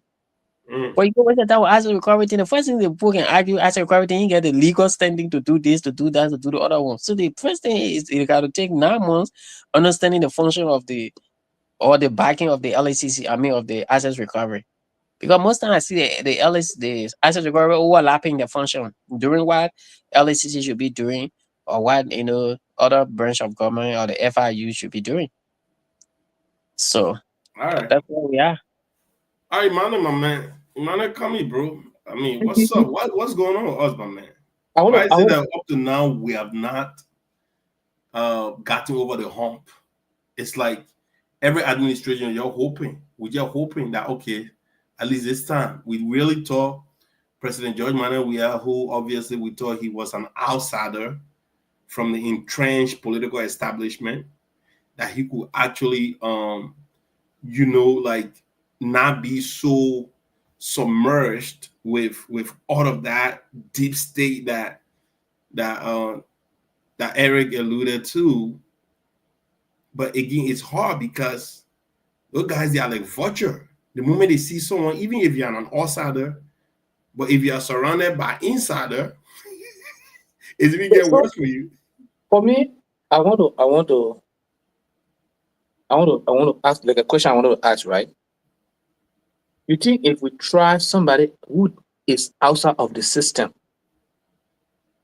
I don't mean like you say president, but president, we are not outside the system, because we are in the system. And when I say in the system, he did not work outside any part of abroad. And from the soccer field, the first job he had was as a senator, was a senator, which is also the system. So if we try like Toure, if Toure did not have any job in abroad, he went to school in America, or maybe Toure went to abroad to work, and he found that the system is not favoring him, so he said, I'm going to spend my name. He resigned. Look at people, you think they can make a difference if we bring in the system? Like you, Toure, and they call you and say, be justice minister. They try to do your thing. But I said, man, that man, my brother, don't even machine. We made a machine. Yeah, I will leave. And you get frustrated, you leave. You think people like you, when they make you president, you think you make a difference? If I become president, anyway, good, No, I'm not like saying Toure, but what I mean is like somebody who got frustrated with the system. Like let's say Ire go to Labro, he wants to work. He in Boakai system. And Boakai said, you're a police director. He wants to arrest Joy Joseph Boakai said no. He want to arrest Toure, Joseph Boakai said no. Then you say, but wait, bring me here for. If you controlling me before, I want your job. Yeah, that's true. And Ire leaves. You think even if that kind of person become a team, you want to change the system? It will take go in the prison. Let me weigh in on your concern. That person can have a change, but the change will not be rapid. Because the first thing, there are layers in the country that can undermine any good president. Yeah, he's not working alone. Number one, the president does not have control over the judiciary. Right. If the judiciary decide to be corrupt, I don't care how many cases he send there, they will throw it out, or people will bribe them. Right. Yes. You're right. You're not fighting corruption, but if you send 500 cases there, the judiciary look at maybe 499 and just throw it out. That's not a victory for you. Nobody go to jail. It's not a victory for you. For example, you do not have no president have that absolute authority over the first branch of government, the legislative branch. Yeah. You can attempt to influence them, but you have to bribe. Right. And once you bribe them, you become compromised. If you don't bribe them, they will start all of your development. Almost all, they will start it. You will not have so and you don't want to run the country on veto. Then people now they say, but the man is a dictator. You see? I tell you. So that's it. And a very citizen don't start at all. So Eric, Toure, the reason I'm asking you a question, we shouldn't go back after the war, but before the war, but I'll go after the war. All the people we had as presidents, one way or the other, they were part of the system. Erin working like bro. From the finance ministry to the Senate, even though she did not take a seat, but she worked in the government. On October, then on Doe, and she got angry, she left. Then she came back. People think she was going to be something different. She started fine with the international community. And same time when she felt when the international community started to welcome her and she won their favor, she started misbehaving. She didn't want to win that favor, and she was fortunate she won that favor. So Ellen started doing her own thing. And the international community got angry with her and withdrew their support after 2011. I got a report here that I always use reference that I used to as a gauge for Ellen's or presidency. In 2011, there's this guy called Nicola Cook. He's a specialist on African affairs at the Congress. He was sent to Liberia to audit the American people money that went to Liberia. That man came by and reported that the money they sent to Liberia, it did not work for what it was supposed to work for. What was happening in Liberia did not commensurate with the money that went to Liberia. So in other words, it indicted the administration. And because of that, American they scaled down their support. And that support went across. So if you notice Liberia's shortfall, all the budget shortfall, the king in the second term of Ellie. I don't think we heard so much about budget shortfall in Ellie first time. If you follow the story, if you actually follow the history, everything came in the second phase because after the other time they found out everyone not doing well, they scaled down, and that's what went into Georgia administration, and that's the same thing we are feeling today. The way money came in early administration, it did not come on like that. It's not coming on a Baka because of that mistake that early made. So my point I'm saying is that if we have people who like you go see you want to be representative, they mean go people who walk outside of the system. If we put them, if we try to bring them to Liberia, will they be able to help Liberia? So look, let's be careful now. There are some ministers who keep becoming more corrupt than even the people in Liberia. Oh, absolutely. So, but look, but I'm just asking if people who stood against the system like Tiawan Gonglo, who say, you know, I've been telling you can't do this to me. I'm leaving. You can't hold me by my nose, and not because you think you're president. People can scare. Emmanuel, so the thing is, would it make a difference? And a lot of times, yes, they could make a difference. Like right now, Mr. Cummings. Let me just give you an example of Mr. Cummings now, right? Mr. Cummings, if Mr. Cummings were anybody else, he would have like just pack up his stuff and just leave Liberia. Right. Maybe just focus on foundation and other stuff, right? But he keeps going, he keeps trying. Because once you turn your back and leave it with the vultures, then you have not served your country well. I personally, anytime you're talking about doing like prior to the war, Emmanuel, Liberia was not polarized politically like it is now, right? People were busy taking care of their farm, their husbands, their wife. Children were going to school. Children were playing football safely and soundly. Focus were not being placed on government. Nobody knew government functionalities. But now you go even to the market women. In the market, they all know now the finance minister. They understand how money is transactional and all of that stuff. People didn't have time for those things prior to the war. But now, and at that time too, government was sufficiently decentralized. You have every county, district, everybody doing their own thing.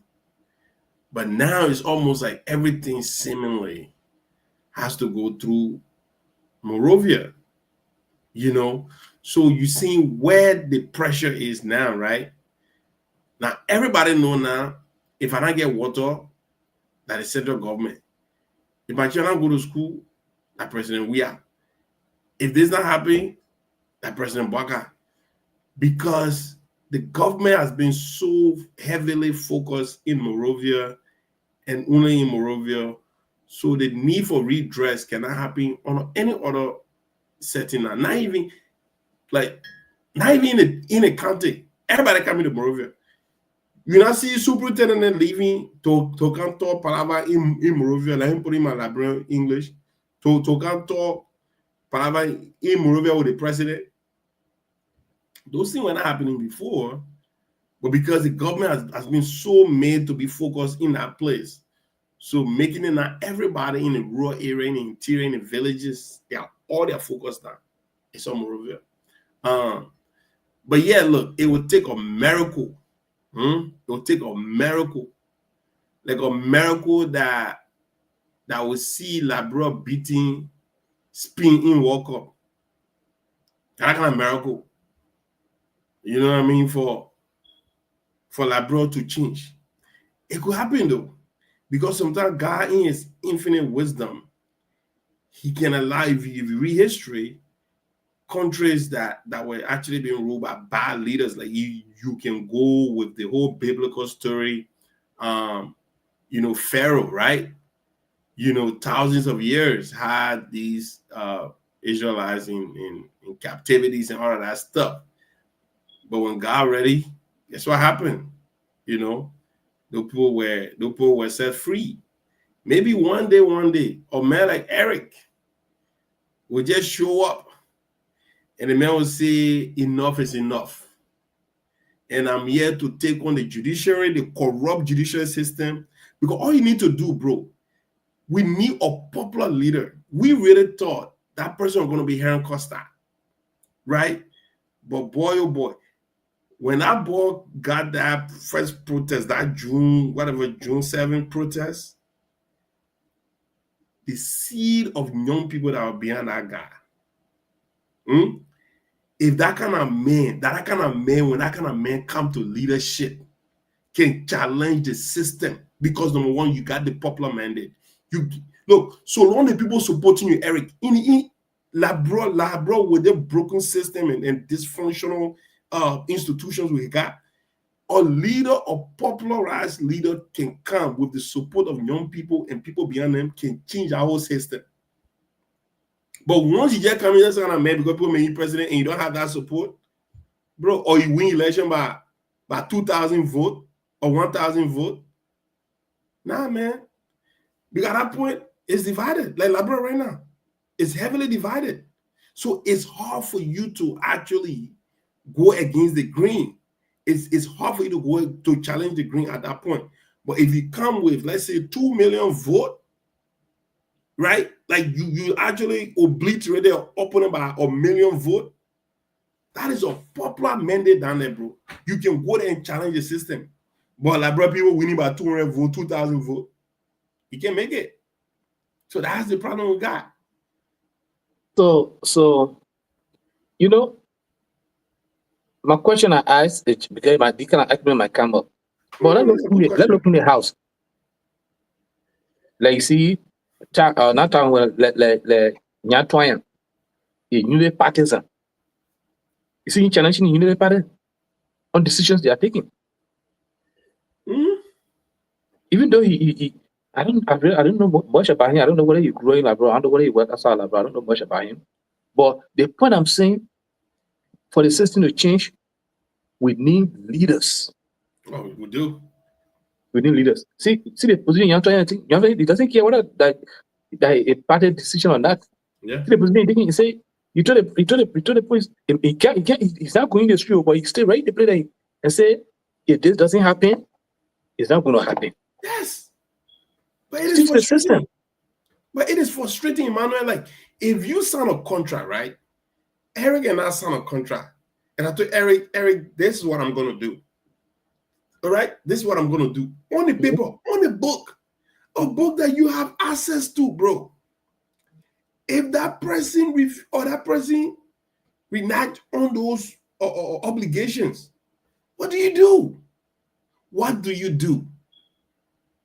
The person signed on it. They told you that they're going to do this, that they're going to make water available for the people, that they're going to make school available for the people, right? That's part of the contract. They sign off on it. Then that person starting operation, right? Destroying people's homes, destroying people's livelihood, including when you're talking about a river that he used to bathe in as a child, seeing that area getting destroyed. Right? But yet the people don't have what you promised them. But man, how is that possible in any country that really cares about its citizens and its people? Come on, man. Like, and that's the reason why everybody going in Labrona. The Ghanaians then going in there, the Nigerians are in there, the Burkina Faso are going in there now. Like the Bangladesh don't want to king for peacekeeping. They king the spy. UN took them bad, and men are coming back. They say, "Oh, their country is sweet." You know, because it's sweet. Because everybody can get away with everything, right? You go to our bars, clubs in the night. You see this guy chilling with our sisters.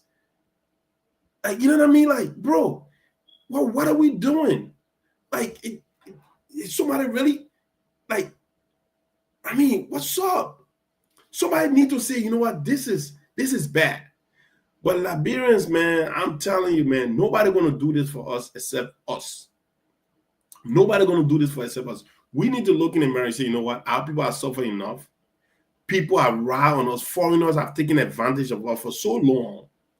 we're not going to allow this to happen no more. Right? That's the decision somebody have to take. That's the decision a senator or lawmaker need to sit and say, you know what? What's the essence of my role as a representative? What is the meaning of me being a senator? Am I really living up to the expectation of a senator? Or I'm just going to come here, cause a lot of noise in a place here, and everybody just laugh. Look at when people going through their deliberation and stuff in our house there, brother. Everybody laughing. Everybody joking. Everybody on their cell phone. You know what I mean? Like, they on their cell phone. Look at the U.S. Senate. Look at the U.S. Senate when the people are addressing serious matter. But I don't know, man. You go, hey, Dylan. they on their cell phone. At some point, Eddie Snow telling the school, I don't know, Barcelona playing somebody. Yeah, Barcelona leading. Why are you searching it up? My man, look. Because, like I said to it, because they are jokers, bro. Because the system doesn't hold you accountable, you're not going to hold yourself accountable. Because now, what does that mean? Is that you go to school, right? You get an instructor who doesn't care how you make the grades. Three, you don't care what a test coming, test not coming. Well, not true.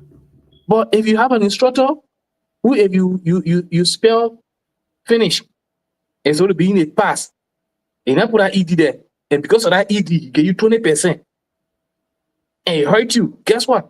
When you go into class the next day, and you know Cam's supposed to be changed to Kim, you hold yourself accountable before entering that classroom. Oh, yeah, That's how the system works. True. This is start from the very classroom. The children go to school. If the person go to school, they put them outside. They into the test. The next day they get grace.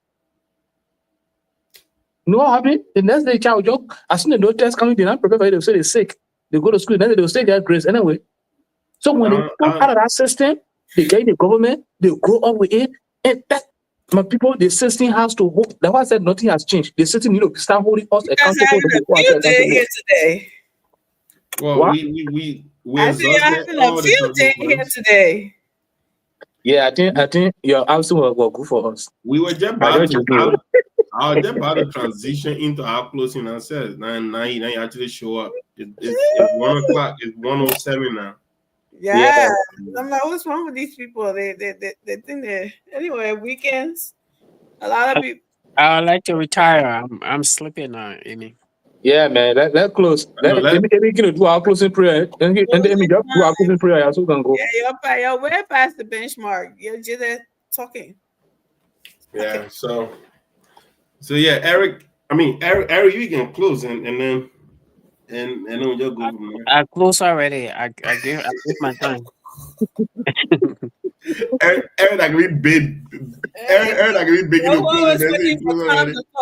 You guys are always looking for time to talk. You got all the time to talk. You wanna close? Yeah, let's go. Eric, say you close already. Yeah. Thank you, man. We just to encourage our people. That for me, the thing I keep saying, we shouldn't celebrate little things. You celebrate little things, we don't see the bigger ones. What? I'm telling you. If I was to be grateful for the little, and you would get a big. I agree. Being grateful. Being grateful is different from celebrating. Being grateful is different from celebrating. The man is speaking politically. Yeah. Being grateful is different from celebrating. Oh, thank you for the current. I agree. But you can say, oh, you are the best. You are the best for left border. Everybody can buy. Guess what? Well, to you, see, this is the thing I don't understand, right? And I told you that the last time. Teray, listen to this, right? Me and you here. Let's say, let me talk about God. I don't know what you saw in Liberia and what you didn't see, right?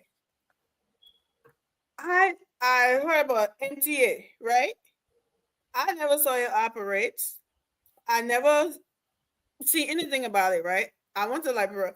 I never saw no good environment. I never saw no good roads. I never saw no anything. So if I happen to go back, right, and I see those things, if I said, oh, something has changed, will you blame me for saying that? No, I wouldn't blame you for saying that. Okay, so Emmanuel is saying that those things were there normal days. They were there back in the day. They just rehabilitating them or they just bringing them back. So nothing have changed. I'm like, you're the only one who, well, not you, not the only one, but you and few people, right? But the young people are in Liberia now. If you tell them that, they'll look at you like, what are you talking about? Right? Because they don't know, they were not there to see those things with you. No, even if it was there, your own house, like he brought it, the house analysis last night. You can have your house, you renovate it, that's change your house. You change stuff in it. That's renovated just because you renovated your house, it was standing there, the foundation, everything was there. It doesn't mean because you renovated, so I mean nothing have changed. No, that's what I told you to be specific when you're talking about your nothing have changed. Tell people that in your opinion, this is what you want to see and call change. But you can't put that whole thing on people and say nothing has changed because you said it was there, number did, and because they're bringing it back, so it doesn't mean you want to see a Starlink hanging over Liberia. You want to see what else that you name? Yeah, those are all good, but I told you Starlink in Liberia is a change. I said it last night, and I keep saying it. But it doesn't mean that other stuff that you've seen that have been. It doesn't mean that they are not changed. If it's still that way, you say, "Oh, things are still bad." Okay, so what I'm saying, I mean, things have changed. What I'm saying, Amy. What I'm saying, Amy. I will closing now, guys. I'm closing. Yeah. What Amy, I'm closing. yeah, please excuse me, man. You guys he closing. Yeah, no, the phone gave me hard time, Amy. If you notice, I keep going up. Yeah, man, I got cool. You hear me hard time. The silence is okay. Yeah, go ahead, bro. You good? So yeah, thank you. Thank you, guys. So, like I was saying, we should appreciate the little one. Since everyone to say, I will appreciate the little one, but I will say, I will not keep looking at the little one and miss the bigger one. The bigger one is the system starting to hold people accountable. Thank God, got a new like right now. Thank God, got a new LCC that at least putting corruption information out. It was not happening before. I think now we can see it. And that's not guess what?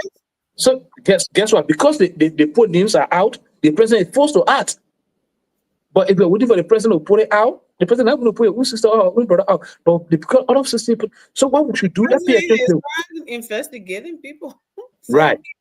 So let push the system to start holding us accountable, so that we hold ourselves accountable.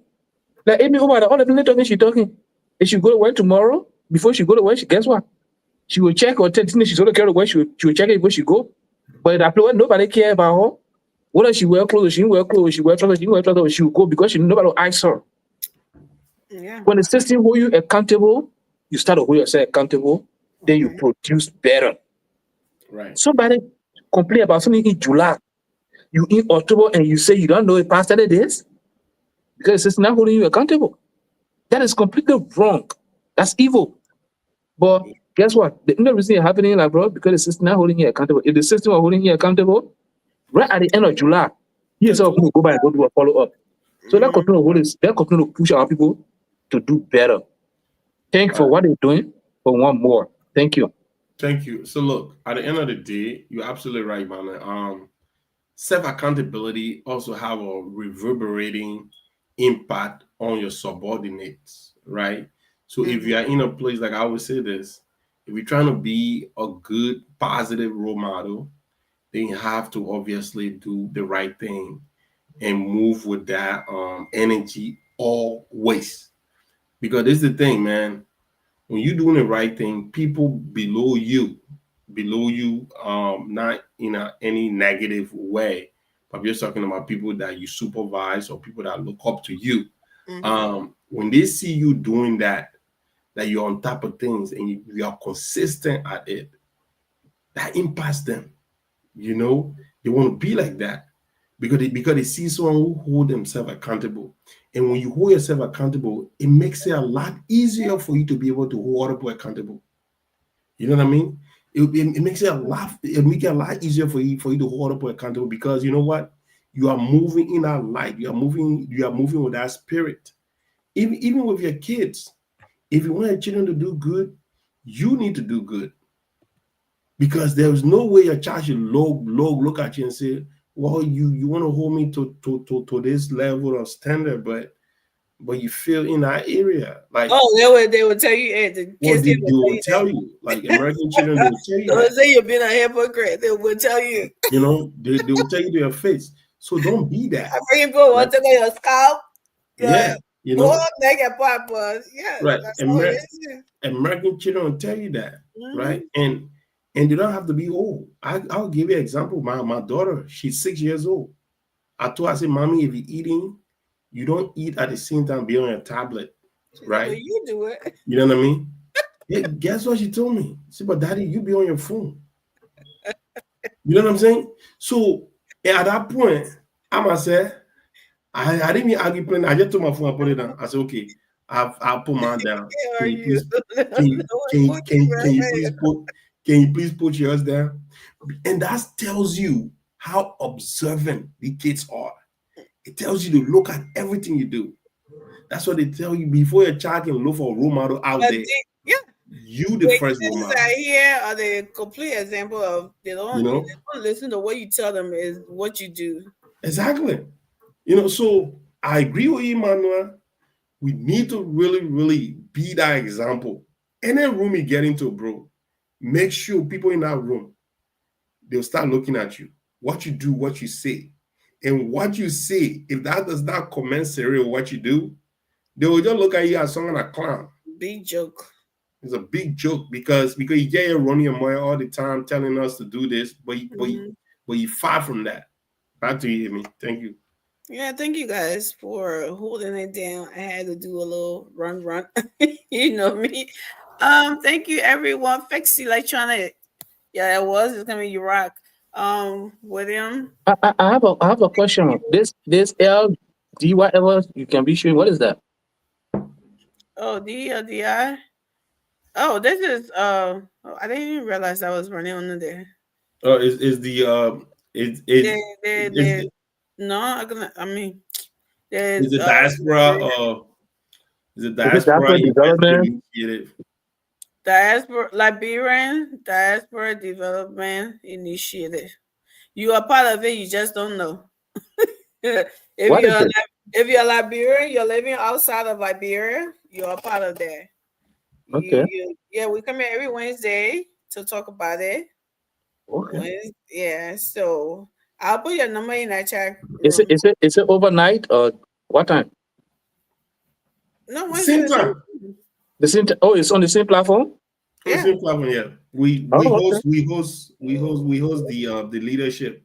Yeah. Oh, okay. Those that are in charge of it. So they come, they talk to us, and if you have questions, you ask them and just go through that. People calling and give their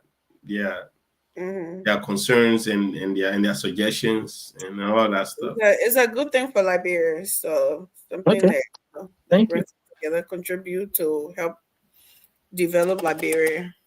I've been wishing to ask. I think I asked today. I always forget to ask. Thank you. Yeah, I'll forget. I'll put your number in the chat room so you can start. Thank you. Thank you.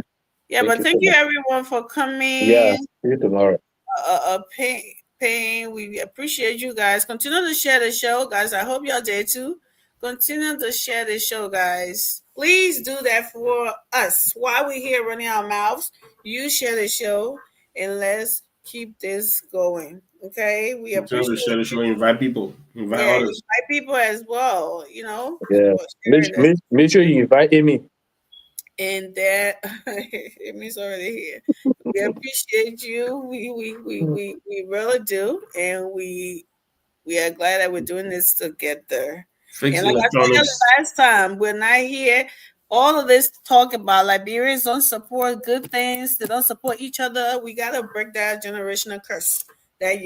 We start from this show. Let's start to do it. Let's start to share. We're not here saying anything negative or saying mancos or pacos or whatever, or gossiping or saying who's not doing what. We are here talking about Liberia. It's all of our business, right? We are here. While we're running our mouths, you have to share it. And let's keep this growing so we can continue to reach out to more people and our people in Liberia to try to teach them also, like what we were just talking about here, to vote and all of that. And I know that's what we all want, right? For Liberia to be better. How can it be? mindset of the human capital, right, have to be different. Again, the country is just there. The humans are the one who made the country. And they want to do the country right thing. It's just a country. It's just a ground. It's just a land. You know, it can't do anything. The people who live in that land are the one we have to change. Are the one things, you know. So we all have to do it together. But with that, we say thank you for a great Friday night. We appreciate you into Saturday morning. We thank you tomorrow. We'll see you tomorrow, guys. Or we'll see you later tonight. Yeah. Thank you so much for being here. Thank Good you. night and have a